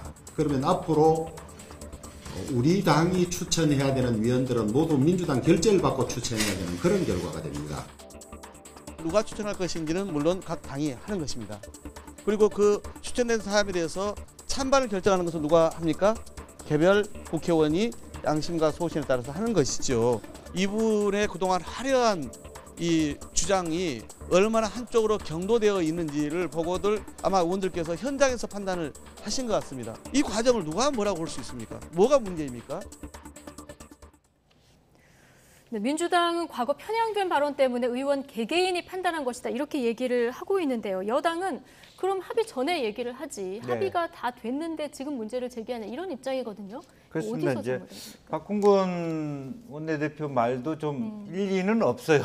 일리가 없습니까? 양심과 소신에 따라 했다 그러면 각자 올려놓고 그냥 자율투표하자. 만약 그랬으면 사실은 서로 자격이 서로 간에 안 되는 사람 떨어뜨리고 다시 하고 그런 방식으로 갔을 텐데 지금 이제 여당에서 얘기하듯이 서로 합의하에서 다 해주기로 한 거 아니냐 솔직히. 그동안에 이제 관행이라는 것으로 다 그렇게 해왔고요. 그런데 이제 다만 이제 민주당의 의도는 모르겠습니다. 이렇게 한번 문제 제기를 한번 하고 특히 뭐 매춘부 발언보다는 이재명 교수가 문재인 정부로 완전히 종북 정부로 몰아붙인 부분에 대한 어떤 마음의 앙금 이런 것들이 분명히 있는 것 같고요. 또 근데 이런 거를 좀 사전에 검증을 했으면 그러니까 사전에 좀 검증을 해서 이것은 이분은 안 되겠다라고 얘기를 했어야 되는데 그렇게 얘기를 하는 순간 협의 자체가 안 되기 때문에 그것을 좀 간과한 것 같다라고 아름다운 모습은 아닌 것 같고요. 그리고 한편으로 어쨌든 그런 분들, 즉 진실과 화해라고 하는 것은 뭐랄까 좀 더 유연하게 현상을 객관적으로 볼 수 있는 분들을 추천해야 되는데 굉장히 이미 우평향, 좌편향, 민주당에도 그런 분이 있을 수도 있고 그런데 그런 분들을 진실과 화해위원회에 넣는 것 자체도 저는 적절하지 않다라고 생각이 들고요. 그러니까 각 당에서 미리 싸움이 될 만한 너무 지나치게 스펙트럼 상에서 좌나 우로 치우친 분들은 가급적이면 추천을 지양해야 되는데 지금도 보면 다시 올리겠다. 다시 해달라 그러잖아요. 그러면 물론 뭐 극적인 합의하에서 뭐 눈 감고 해줄 수 있지만 저 위원회가 제대로 된 어떤 합리적이고 국민들에게 도움이 될 만한 결론을 낼 수 있을까? 처음부터 싸움하기 위한 싸움꾼들을 모아놓고 한다라면 정말 좋은 역사, 좋은 결론을 맞기는 어렵다. 그렇게 보여집니다. 그러니까 오늘 이 문제 때문에 본회의가 또 파행되다 보니까 앞으로 이제 국회가 어떻게 될까 걱정하시는 국민들 많을 것 같아요. 비단 이 문제뿐만이 아니라 앞으로 대한민국의 정치는 완전히 그 내년 총선까지는 일단 사라질 것 같고 또 총선의 결과로도 보장할 수가 없는 상황이 됐는데요. 이 진실화해위원회의 원래 모델은 제가 알기로는 그 남아프리카 공화국의 넬슨 만델라의 그 인종차별 있잖아요. 아파트헤이드. 그 얼마나 극심했습니까? 근데 얼마나 그 탄압이 됐는지 진실을 규명하되 서로 용서할 건 하고 그다음에 그 진상에 따라서 국민을 통합하자는 차원에서 만들었고 그거를 모델로 해서 우리가 이제 이 하회위원회를 만든 거거든요. 그래서 남아프리카 공화국 같은 경우는 그 위원장이 투투 주교라고 유명한 주교가 그걸 맡으셨어요. 근데 이 진실하회위원회에 몫이 여당목, 야당목이 있어가지고 결국 자기네들 입맛에 맞는 사람을 이렇게 추천하는 과정에서 그 결국 짬짬이로 하다가 지금 완전 뒤통수 맞은 상황이 돼버린 거거든요. 정말 진실화해위원회를 제대로 제대로 가동해갖고 역사의 그 진실이 무엇인지를 파헤치고 용서할 것은 과감히 하겠다는 취지대로 한다면은 네. 아니 이런 역사적 진실을 파헤치는데 왜 여당목 야당목이 있어야 되고 또 기껏 약속해놓고 뒤통수 치고 한마디로 지금 대한민국의 의원들의 그 민낯을 그대로 보여주는 게 아닌가. 정말 안타깝고 개탄스럽습니다. 이 위원회가 만들어진 취지나 목적을 다시 한번 좀 돌아봐야 네네. 되겠군요. 네, 자 국민의힘 전당대회 얘기로 넘어가겠습니다. 김기현 후보 울산 땅 투기 의혹 뭐 여전히 이어지고 있는 것 같은데요. 어제 김기현 후보가 긴급 기자회견을 했는데요. 그 이후에는 조금 수그러드는 분위기입니까? 어떻게 읽으십니까? 수그러드는 것 같지 않으세요? 그렇지는 않습니다. 예, 뭔가 이렇게 시원하게 그리고 이제 시원하게 했음에도 불구하고 계속해서 다른 후보들이 문제 제기를 하는지 그건 모르겠는데 지난번에도 말씀드렸듯이 1998년에 땅을 샀는데 그 2000년대 초반에 그 KTX 연결 도로와 관련해 가지고 2007년에 소위 김기현 의원의 그 소유지를 통과하는 그러한 그 계획안이 뭐 결정이 되고 지금 이제 설계 결정은 나지 않았는데 김기현 의원 측에서는 이거 지하 터널로 가는 것이다. 터널로 가게 되면 오히려 땅값이 떨어지는데 왜 이런 식으로 상당히 그 도에 넘치는 그런 주장들을 하면서 나를 몰아세우느냐 하는 입장이고요. 또 다른 후보의 경우에 지금 이준석 전 대표까지도 지금 이 전장에 가담을 해가지고 내가 울산에 가봤더니 그 은퇴 후에 거기서 목장한다 그랬는데 목장지로는 영 아닌 것 같다는 등 해가면서 뭐 여러 가지 얘기들을 하면서. 근데 김기현 후보가 이걸 목장으로 사용하겠다는 얘기를 했었습니까? 그냥 이게 지목이 목장 용지고 내가 목축한다고 말한 적은 없다. 오늘 이렇게 또 얘기를 근데 했더라고요. 이제 그 주변 사람들이 요새 이제 평론가들이 많잖아요. 그리고 얼마나 채널이 많습니까? 그러다 보니까 김기현 의원 측에 또 보좌관도 있고 또 지인들도 있을 거 아닙니까? 그래서 도대체 이 땅을 왜 샀대요? 그랬더니 그 중에 한 사람이 아마 은퇴 후에 뭐 목장하려고 그랬답니다. 내지는 뭐 이렇게 얘기하면은 그 얘기가 또 이제 가지를 치고 또 해가지고 뭐 이런 얘기가 돌아오고 그러는 것 같아요. 그런데 아무튼 이것이 직선도로로 결정을 하는 것처럼 하다가 왜 계획이 바뀌었는지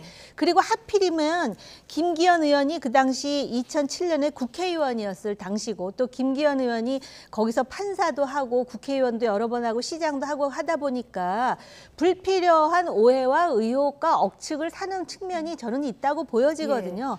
그러니까 이걸 명쾌하게 나는 단 한 번도 관여한 바가 없으며 그런 부분을 본인이 이해하는 걸로는 안 되고 여론이 국민이 이해할 수 있을 정도로 아주 그 명쾌하게 설명을 했는데도 아직까지 논란이 계속되는 거 보면은 물론 지금 이제 경선의 그런 시점이기 때문에 더 그럴지 모르겠지만 제가 조심스럽게 예단컨대 저게 하루아침에 수그러들 것 같지는 않습니다. 그렇군요. 민주당도 참전하지 않았습니까? 자체 진상조사단을 구성했는데요. 단장이 김기현 후보의 천적이라고 해야 될까요? 황운하 의원이에요. 글쎄요, 뭐 그 황운하 의원이 왜 그것을 뭐 그때 당시에 이제 지난 울산 선거 개입 논란 뭐 그런 부분이 있어 알 수 있고요. 두 분이 얽혀 있잖아요. 네, 그리고 또 김기현 의원의 동생의 어떤 무슨 용역 비리 그런 것들도 묻혔다 안 묻혔다 이런 부분이 있기 때문에 아마 상당히 많은 여러 가지 폭로성이 있을 텐데. 지금 현재 이런 상황 같으면은 김기현 의원이 당대표가 된다 하더라도 이렇게 목장용 그 땅의 문제가 아니라 여러 가지 김기현 의원이 시장 시절 혹은 울산시 고문 변호사 시절의 여러 가지 사항들 왜 그런 쓸모도 없는 땅을 그 돈에 샀는가 혹은 다운 계약서 의혹 이런 것이 일파만파로 고구마 줄기 캐듯이 나와서 그야말로 지역 토착 비리의 전형이 민주당 입장에서는 솔직히 이재명 대표만 그런 것이 아니라 그보다 더 크다. 여러 가지 그런 얘기를 할 수 있는 어떤 이 반론을 제기할 수 있는 국면을 전환할 수 있는 그런 계기가 되기 때문에 이번 전당대회 과정에서 어쨌든 나머지 새 후보들의 집중적인 공격거리가 될 수 있지 않겠나 그렇게 보여집니다. 전당대회 끝날 때까지. 뭐 이준석 전 대표 말씀하신 대로 뭐 오늘 울산 현장까지 어제 현장까지 갔다는 얘기도 전해드렸는데 김기현 후보도 저격하고 있습니다만은 오늘 안철수 후보도 또 저격을 했습니다. SNS에 톰 아무리 그래도 연설 회장의 알바는 쓰지 맙시다 라면서 한 유튜버가 올린 영상 링크를 공유했는데요. 자, 이 영상 잠깐 보고 오시겠습니다. 국민의힘 전당대회가 지지자 동원 논란에 휩싸였는데요. 근데 그걸 제가 다녀왔습니다. 채용 공고에 전당대회 지지 알바가 올라와서 공정하고 상식적으로 안철수 지지 알바하고 왔는데요. 저는 민주당 7년차 권리당원입니다. 뉴스 화면에 나온 게 저인데요. 물론 가슴속에는 이재명 대표님의 배지를 착용하고 다녀왔습니다. 안철수 후보님 알바비 6만 원 잘 받아갑니다. 감사합니다. 제리가 올린 영상입니다. 톰을 약 올리기 위해서 올린 건지 모르겠는데요. 어쨌든 이 해당 유튜버는 나는 7년차 민주당원이고 이재명 대표 지지자다. 그런데 아르바이트 모집 사이트에 전당대회 채용 공고가 있어서 내가 6만 원 받고 안 후보 지지 아르바이트를 하고 왔다 이렇게 주장하는 영상이에요.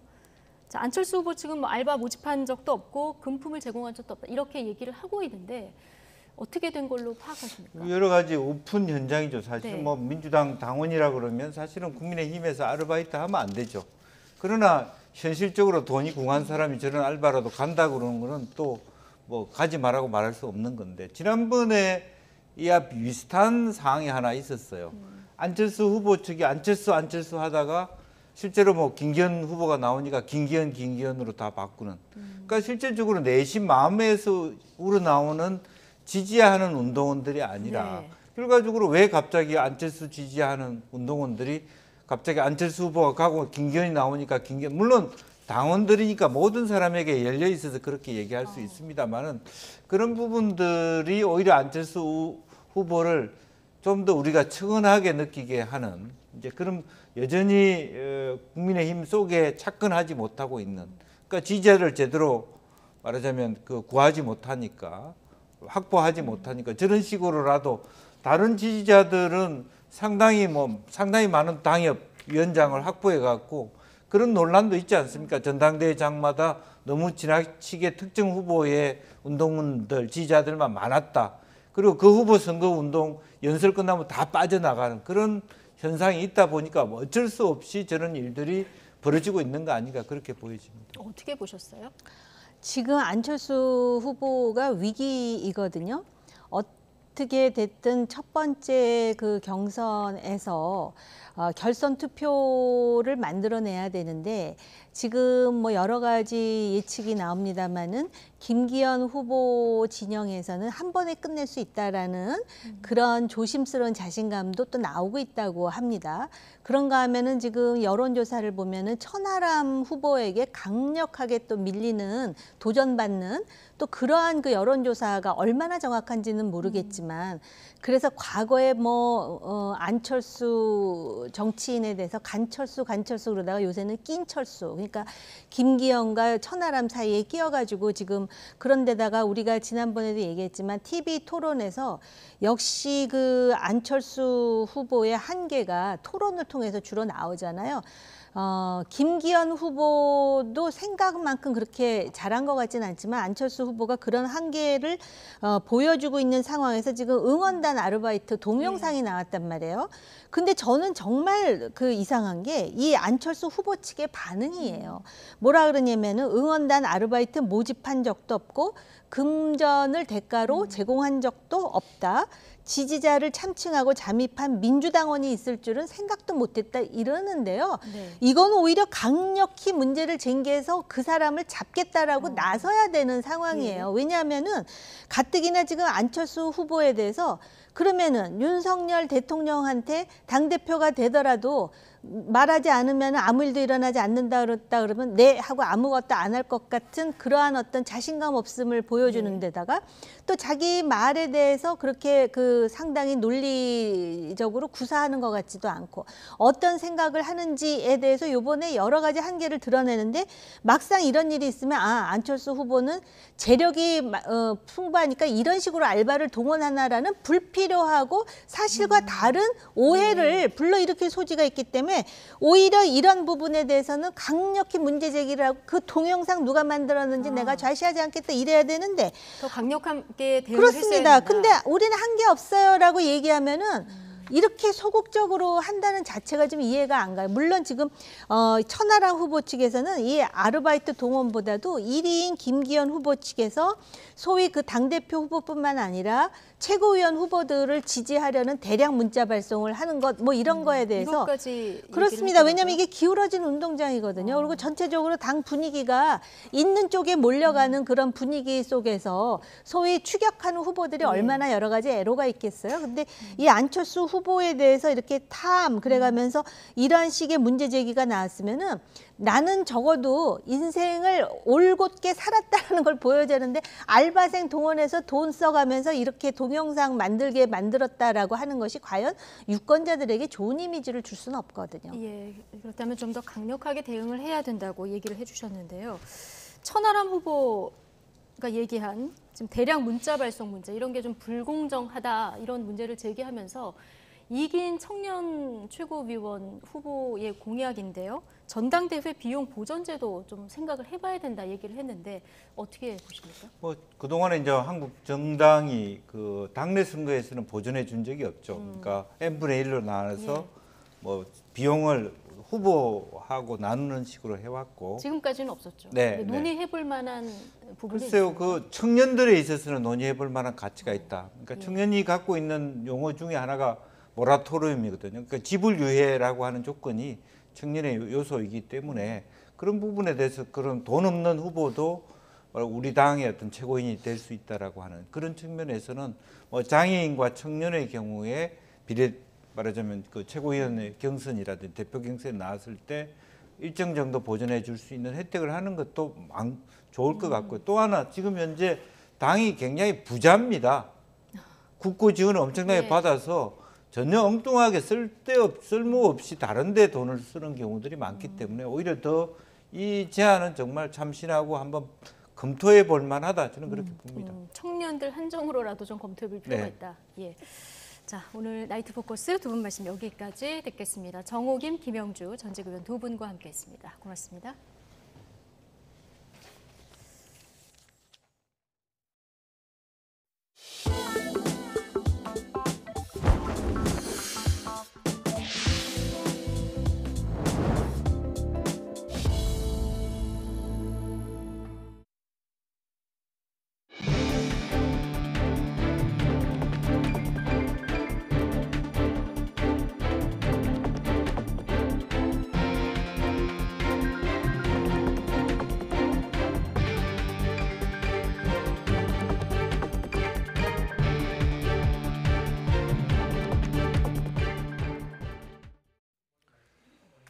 더불어민주당 이재명 대표에 대한 체포 동의안이 국회 본회의에 보고됐습니다. 사상 초유의 야당 대표에 대한 체포 동의안 표결을 앞두고 민주당은 단일 대우를 강조하고 있고 국민의힘은 불체포 특권을 내려놓으라고 공세를 퍼부었습니다. 손효정 기자입니다.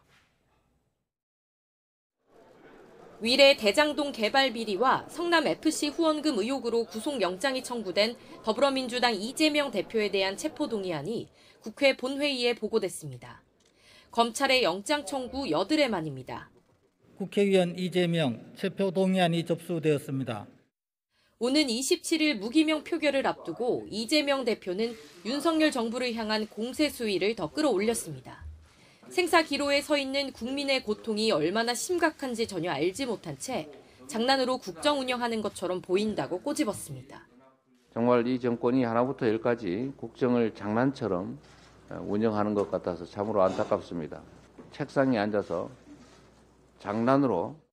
지도부도 일제히 검찰 영장의 부당성을 강조하며 체포동의안 부결에 힘을 실었습니다. 심지어 제1야당 대표라서 구속해야 된다라고 합니다. 이것이 윤석열 대통령이 생각하는 공정과 상식입니까? 반면 국민의힘은 이 대표가 약속과 달리 불체포 특권을 내려놓지 못하고 거대 야당과 당원 뒤에 꽁꽁 숨었다고 비난했습니다.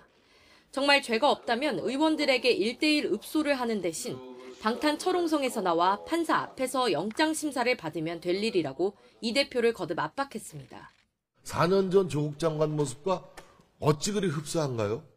청문회 가서 다 설명해도 될 일을, 검찰에 가서 설명해도 될 일을 굳이 기자들 불러 모아놓고 자기 해명에만.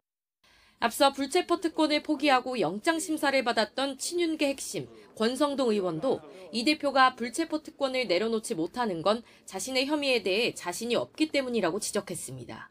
본인의 그 혐의 사실을 본인이 지금 보기에는 인정한다는 얘기죠. 내심으로는 자신이 없기 때문에 여러 가지 변명을 하고 말씀이 많으신 것이 아닌가.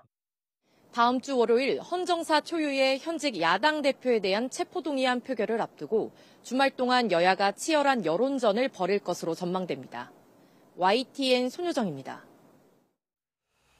네, 민주당은 일단 27일 월요일 이재명 대표의 체포동의안 표결에서 압도적 부결을 자신하고 있습니다. 하지만 불체포 특권에 대한 부정적 여론에 여당의 비판, 그리고 당내 사퇴 여론까지 이어지면서 체포동의안이 부결되더라도 이 대표와 민주당에는 큰 정치적 부담이 될 것이라는 해석도 나오고 있습니다. 박기환 기자입니다. 국회에 제출된 체포동의안은 제적 과반 출석에 과반 찬성으로 가부가 결정됩니다. 과반을 훌쩍 넘는 169석을 가진 민주당에서 비명계까지 부결 의지를 굳힌 만큼 당장 오는 27일 표결에선 부결 가능성이 크다는 게 중론입니다. 매우 부당한 구속영장 청구라고 이미 총의를 모은 우리 민주당 의원들은 의연하고 단호하게 표결까지 임할 것입니다. 문제는 표결 이후 상황입니다. 한 번은 부결에 힘을 모을 수 있지만 이후 이 대표에 대한 대표직 사퇴 등 비명계의 요구가 이어질 가능성이 큽니다. 만약 검찰이 추가 구속영장을 청구해 다시 부결로 총의를 모은다면 방탄이라는 비판을 더 이상 피하기 어려워지기 때문입니다. 친명계에서도 원론적인 이야기라는 가정을 깔기는 했지만 총선 승리를 위한 이 대표의 결단 가능성을 완전히 닫고 있지는 않습니다. 당 안팎의 여러 의견은 들어갔고 이재명 대표도 민주당이 총선에서 승리할 수 있는 그런 방법을 선택하겠죠. 여기에 최근 여론조사에서 이 대표에 대한 구속이 필요하다는 의견이 더 많았고 불체포 특권에 대한 폐지가 유지보다 압도적으로 높다는 점 역시 민주당에게는 부담으로 작용할 수밖에 없습니다. 국민의힘도 이런 기류를 읽고 민주당 내 이탈표를 거듭 자극하고 있습니다. 이제는 국회가 이재명 방탄을 끝내고 일 좀 해야 하지 않겠습니까? 이재명 대표는 여의도 방탄 철옹성에서 나와 대국민 사과를 하고 오는 27일 체포 동의안이 부결된다고 해도 이재명 대표와 민주당이 넘어야 할 산은 만만치 않아 보입니다. 여기에 추가 구속영장이 청구될 경우 이 대표의 리더십도 크게 출렁일 수밖에 없을 것으로 전망됩니다. YTN 박견입니다. 지난해 한국전력이 32조 원이 넘는 적자를 내면서 역대 최악의 실적을 기록했습니다. 적자가 올해 국가 예산의 5%에 해당할 만큼 막대한 규모인데 올해도 이 해소가 쉽지는 않을 전망입니다. 보도에 박홍구 기자입니다. 지난해 한전의 경영 실적은 마이너스 32조 6천억 원으로 집계됐습니다. 한전은 발전회사에서 전기를 사서 소비자에게 팔아 이익을 남기는데 판매 가격이 너무 싸다 보니 손실을 본 것입니다. 그런데 손실 규모가 천문학적 수준입니다. 올해 국가예산 638조 원의 5.1%가 한전의 1년 적자인 셈입니다. 또 2021년 적자와 비교해도 5.5배가 넘습니다. 지난해 3분기까지 영업손실이 21조 8천억 원이었는데 4분기에만 10조 8천억 원의 적자가 쌓였습니다. 가장 높은 시기가 이제 11월, 12월, 1월 요때거든요. 이게 전기요금은 사실 조금밖에 4분기에 조정이 되질 않다 보니까 이제 적자가 엄청 커지게 된 거예요. 한전은 지난해 2, 3, 4분기에 걸쳐 총 3차례 전기료를 인상해 전기 판매 수익이 1년 전보다 8조 9천억 원 늘었습니다. 하지만 자회사와 민간 발전사에서 전기를 사오는 비용은 35조 5천억 원, 훨씬 더 큰 규모로 증가해 적자 폭이 커졌습니다. LNG와 석탄 등 전기 생산에 필요한 연료 가격이 우크라이나 전쟁 등의 여파로 2배 이상 올랐기 때문입니다. 지난해 LNG 가격은 1년 전보다 113%, 유연탄은 158% 올라 한전이 전력을 사올 때 적용하는 S&P가 급등한 것입니다. 정부는 한전의 적자 해소를 위해 올해 1분기부터 전기료를 1kW당 13.1원 인상하고 2분기 이후에도 더 올려 올 한 해 전기료를 51.6원 인상한다는 계획을 세워두고 있습니다. 하지만 최근 난방비 부담 속에 공공요금 동결 분위기가 조성되면서 한전의 적자 해소는 올해도 쉽지 않아 보입니다. 전문가들은 한전의 적자가 누적되면 전기의 안정적 공급이 위협받을 수 있다며 충격을 최소화하면서 전기요금을 인상하는 방안을 찾아야 한다고 지적했습니다. YTN 박홍구입니다. 지난해 합계 출산율이 역대 최저를 기록하는 등 저출생 문제가 갈수록 심화되는 가운데 대통령실이 다음 달에 종합대책을 발표할 계획입니다. 대통령실 관계자는 브리핑에서 저출산 우려가 커지면서 애초 준비 중이던 관련 대책의 발표 시기를 앞당기게 됐다고 설명했습니다. 또한 윤 대통령이 저출산 고령사회 위원장인 만큼 다음 달 회의를 직접 주재할 것이라고 전했습니다. 오세훈 서울시장이 저출산 문제에 대해서 절박한 심정이라며 이대로 가다가는 복지도 국가 시스템도 존속할 수 없다고 우려했습니다. 오 시장은 페이스북에 모두 다 바꿔야 합니다라는 글을 올리고 서울시장으로서 모든 걸 다 바꾸겠다는 각오로 저출산 문제 해결에 가능한 자원을 최우선 투입하겠다고 밝혔습니다. 또한 예산부터 구체적인 목표를 정해 우선 확보할 수 있다면서 일본처럼 관련 정책을 담당하는 어린이청을 신설하는 방안도 생각해 볼 수 있다고 제안했습니다. 최근 코로나 위기로 미뤄뒀던 결혼식을 하려는 사람들이 늘면서 예식장 예약이 어렵고 또 비용까지 올라서 예비 부부들의 고민이 깊습니다. 예식장 몸값이 높아지면서 부대 서비스를 끼워 팔거나 계약금을 제대로 돌려주지 않는 이른바 갑질도 늘었다고 합니다. 김다현 기자의 보도입니다. 결혼을 앞두고 여러 예식장을 알아보고 있는 예비 신부 A씨. 결혼에 대한 기대감도 크지만 준비로 인한 스트레스가 이만저만이 아닙니다. 코로나19로 미뤘던 결혼을 최근 하려는 사람들이 늘면서 예식장 예약부터가 만만치 않습니다. 게다가 고물가 여파로 예식 비용까지 한껏 올랐습니다. 수요가 너무 많다 보니까 원하는 날짜 잡기도 어렵고 또 사람들이 보는 눈이 다 비슷비슷해서 예쁘다, 인기 많다 하는 홀들은 미리 다 마감이 빨리 돼서. 최근 3년 동안 예식 평균 비용이 점점 늘어 올해는 재작년보다 200만 원 넘게 오른 1,390만 원이 들어가는 것으로 나타났습니다. 비용도 비용이지만 예비 부부들이 몰리면서 예식장의 갑질도 고개를 들고 있습니다. 예식장 계약을 취소하려면 하루만 지나도 상담비를 제외하고 계약금을 되돌려주거나 예식장에서 정해준 업체에서 결혼 사진을 반드시 찍어야 하는 게 대표적인 사례입니다. 이른바 끼워 팔기입니다. 제가 돈을 내면서 이렇게 을이 되는 입장을 처음 겪어보는 것 같아요. 30몇 년 살면서. 네.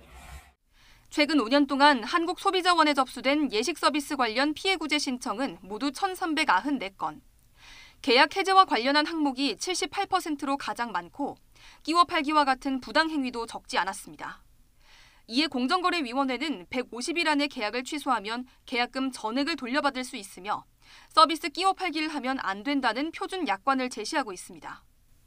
하지만 표준 약관은 업체들의 참고사항일 뿐 법적 구속력은 없습니다. 공정거래위원회에 그 약관에 대한 불공정 약관 심사 청구를 하시는 방법이 있고 민사소송을 제기하시면서 그 약관 조항의 무효를 소송 절차에서 주장하시는 방법이 있을 수 있습니다. 고물가의 예식장의 갑질까지 더해지면서 이중고를 겪는 예비 부부들.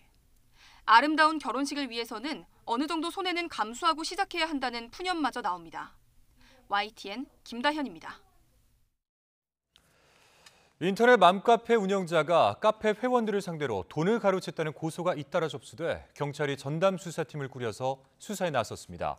인천경찰청 반부패 경제범죄수사대는 맘카페 운영자 A씨 등 3명을 사기 혐의로 조사하고 있습니다. 이들은 일정 금액의 상품권을 사면 원금의 15에서 35%에 해당하는 상품권을 추가로 지급하겠다고 카페 회원들을 꼬드겨 돈만 가로챈 혐의를 받습니다. 현재 인천경찰청에만 30여 명이 고소장을 냈는데 피해액은 52억 8천만 원에 이르는 것으로 파악됐습니다. 최근 도심에 사는 길고양이가 야생동물을 사냥하는 유튜브 영상이 공개되면서 이 길고양이 논란에 다시 불이 붙었습니다. 무조건적인 혐오보다는 길고양이가 생태계에 어떤 영향을 미치는지부터 제대로 조사해야 한다는 목소리가 나오고 있습니다. 황보혜경 기자입니다. 지난달 야생조류 전문 유튜브 채널에 올라온 영상입니다. 길고양이가 도심공원에서 오리를 공격하거나 청설모를 사냥하는 모습이 담겼습니다. 영상을 찍은 유튜버는 길고양이가 토종 야생동물들을 해치고 있다면서 무분별한 먹이 주기를 중단해 개체수를 조절해야 한다고 주장합니다. 사람들의 품에서 벗어나게 되면 천적이 없는 최상위 침입종으로서 토종 야생동물들을 해치는 문제가 발생하게 됩니다. 길고양이 밥을 챙겨주는 이른바 캣맘을 향한 반감 여론까지 더해지며 이 영상은 일약 논란의 중심이 됐습니다. 또 최근 문화재청이 제주 마라도에서 천연기념물 뿔새우리 생존이 고양이 때문에 위협받고 있다며 대대적인 길고양이 포획을 검토한 것도 다시 주목받고 있습니다. 동물보호단체는 크게 반발하고 있습니다. 도심에 사는 조류는 건물 유리창에 부딪혀 폐사하는 경우도 많은데 이 부분은 간과한 채 길고양이에 대한 혐오만 부추기고 있다는 겁니다. 그러면서 유튜버가 근거로 제시한 해외 자료들은 우리나라 상황에 맞지 않는다고 지적했습니다. 부정적 자료들, 이것들도 다 해외 자료 중 하나일 뿐이고 이거를 또 우리나라에 일률적으로 적용하기에는 조금 무리가 있거든요. 이런 가운데 길고양이의 생명과 전체 생태계를 함께 고려하는 인간의 책임감 있는 돌봄이 무엇보다 필요하다는 지적이 나오고 있습니다. 특정 종이 개체수가 많아짐으로 인해서 여러 가지 교란이 발생하고 있는데요. 더불어 공존할 수 있는 그런 환경을 조성해 주는 것이 인간의 책임이라고 생각을 하고, 지난해 서울 등 7대 도시에 서식하는 길고양이는 67만여 마리로 추정됩니다. 서울시는 길고양이가 실제로 생태계에 어떤 영향을 주는지 알아보기 위해 올해 처음으로 불암산이나 창덕궁 호원 등 생물종이 다양한 지역에 고양이가 얼마나 출현하는지부터 파악하기로 했습니다. YTN 황보혜경입니다. 부자 세습 논란이 일었던 명성교회 김하나 목사의 대표 자격을 두고 벌어진 소송에서 명성교회가 최종 승소했습니다. 대법원은 명성교회 평신도연합회 정태훈 집사가 김 목사에게 대표자 지위가 없다는 사실을 확인해달라며 명성교회를 상대로 제기한 소송에서 원고 패소로 판결한 원심을 확정했습니다. 앞서 명성교회는 이 교회를 세운 김상환 전 위임 목사가 2015년 퇴임하고 후임 위임 목사를 청빙하는 과정에서 명성교회가 김삼환 목사 아들인 김하나 목사를 청빙하려 하자 세습 논란이 일었습니다. 국회의원들이 받은 후원금이 지난해 크게 늘어난 가운데 여야 모두 당내 주류로 잡고 피고 있는 이들이 모금 순위 상위권에 올랐습니다. 중앙선거관리위원회가 오늘 밝힌 2022년도 국회의원 후원회 모금액을 보면 친명계인 민주당 김남국 의원이 3억 3,014만 원으로 전체 의원 가운데 가장 많았습니다. 여당 의원 중에서는 친윤 핵심으로 꼽히는 장제원 의원이 3억 2,103만 원으로 가장 많았고, 이 밖에 민주당 이원욱, 이탄희 의원과 국민의힘 김병욱, 윤상현 의원 등도 모금액 상위권을 기록했습니다. 윤석열 정부 1기 내각의 평균 재산은 40억 9천만 원인 것으로 나타났습니다.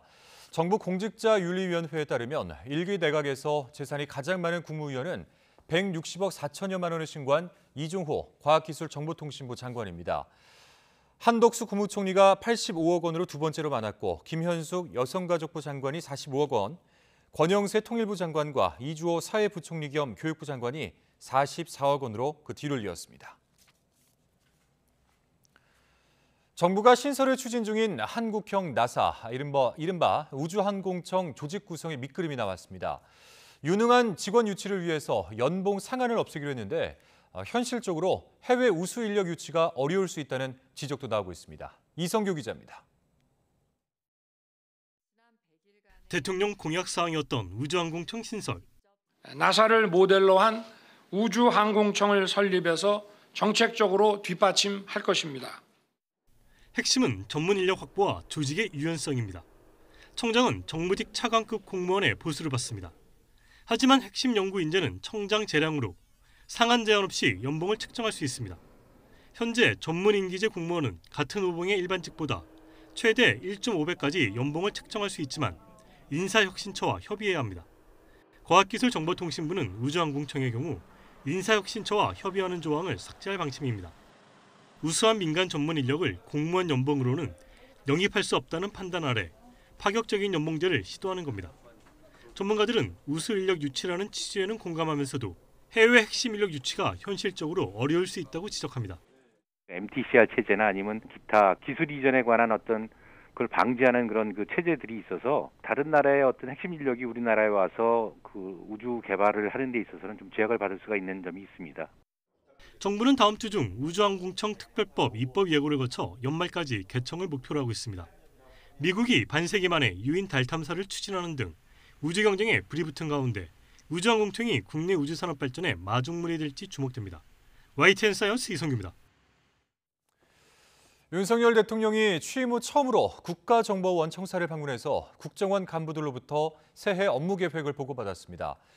윤 대통령은 오늘 국정원 청사에서 김규현 국정원장 등으로부터 업무 전반에 대한 주요 현안과 추진 계획을 보고받았습니다. 윤 대통령은 국가정보원의 본질적 책무는 우리 자유를 수호하는 것이라며 정보기관 직원들의 자세와 마음가짐은 남달라야 한다고 강조했습니다. 북한 문제와 관련해선 북한 정권의 오판과 도발을 무력화하고 글로벌 정보전에서 당당히 경쟁할 수 있는 역량을 보여주길 바란다고 당부했습니다. 러시아가 우크라이나를 침공한 지 1년이 된 가운데 볼로디미르 젤렌스키 우크라이나 대통령은 매우 어렵고 고통스럽지만 살아남기 위해서 모든 것을 다하고 있다고 말했습니다. 미국과 영국, 프랑스에서는 우크라이나를 지지하는 집회와 행사가 열렸습니다. 김원배 기자입니다.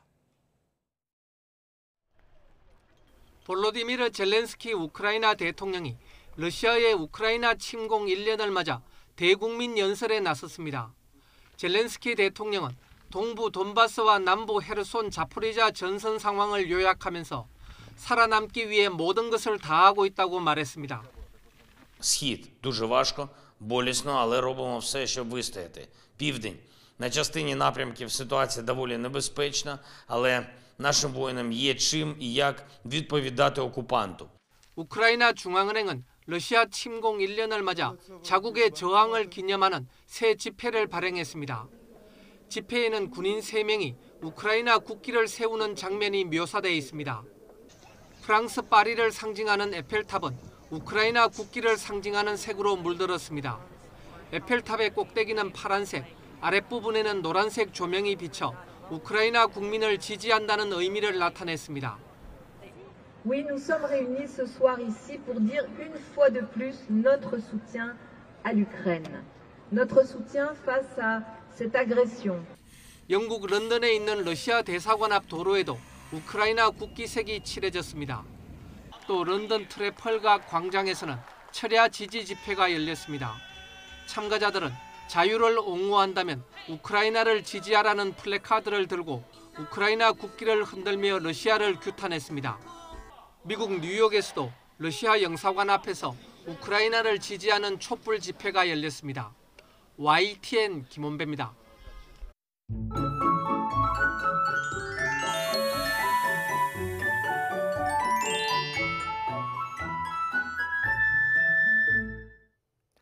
연일 봄처럼 온화한 날씨가 이어지면서 조금 일찍 봄을 느낄 수 있었습니다. 하지만 주말인 내일은 다시 기온이 크게 떨어질 것으로 보이는데요. 서울 아침 기온이 영하 3도, 철원 영하 8도, 대전 영하 4도, 대구 영하 3도까지 떨어지는 등 오늘보다 3도에서 8도가량 낮아지며 반짝 추위가 찾아오겠고 찬바람이 불며 체감 온도는 이보다 더 낮겠습니다. 한낮에도 서울 기온이 5도, 대전 6도, 광주 6도, 대구 8도에 머무는 등 오늘보다 3도에서 6도가량 낮아 쌀쌀하겠습니다. 내일 내륙은 대체로 맑겠지만 대기가 더욱 건조해지겠습니다. 여전히 곳곳에 건조주의보가 내려진 가운데 바람도 강하게 불고 있는 만큼 불씨 관리 철저히 해주시기 바랍니다. 또 동해안에는 오후까지 돌풍과 벼락을 동반한 눈비가 내립니다. 특히 영동의 많은 곳은 20cm 이상, 경북 동해안에도 최고 10cm의 폭설이 쏟아지겠습니다. 폭설과 빙판길 사고에 각별히 유의해 주시기 바랍니다. 이번 추위는 모레 오후부터 점차 누그러질 전망입니다. 날씨 정보였습니다. 금요일 뉴스나이트 마치겠습니다. 함께해 주신 여러분 고맙습니다.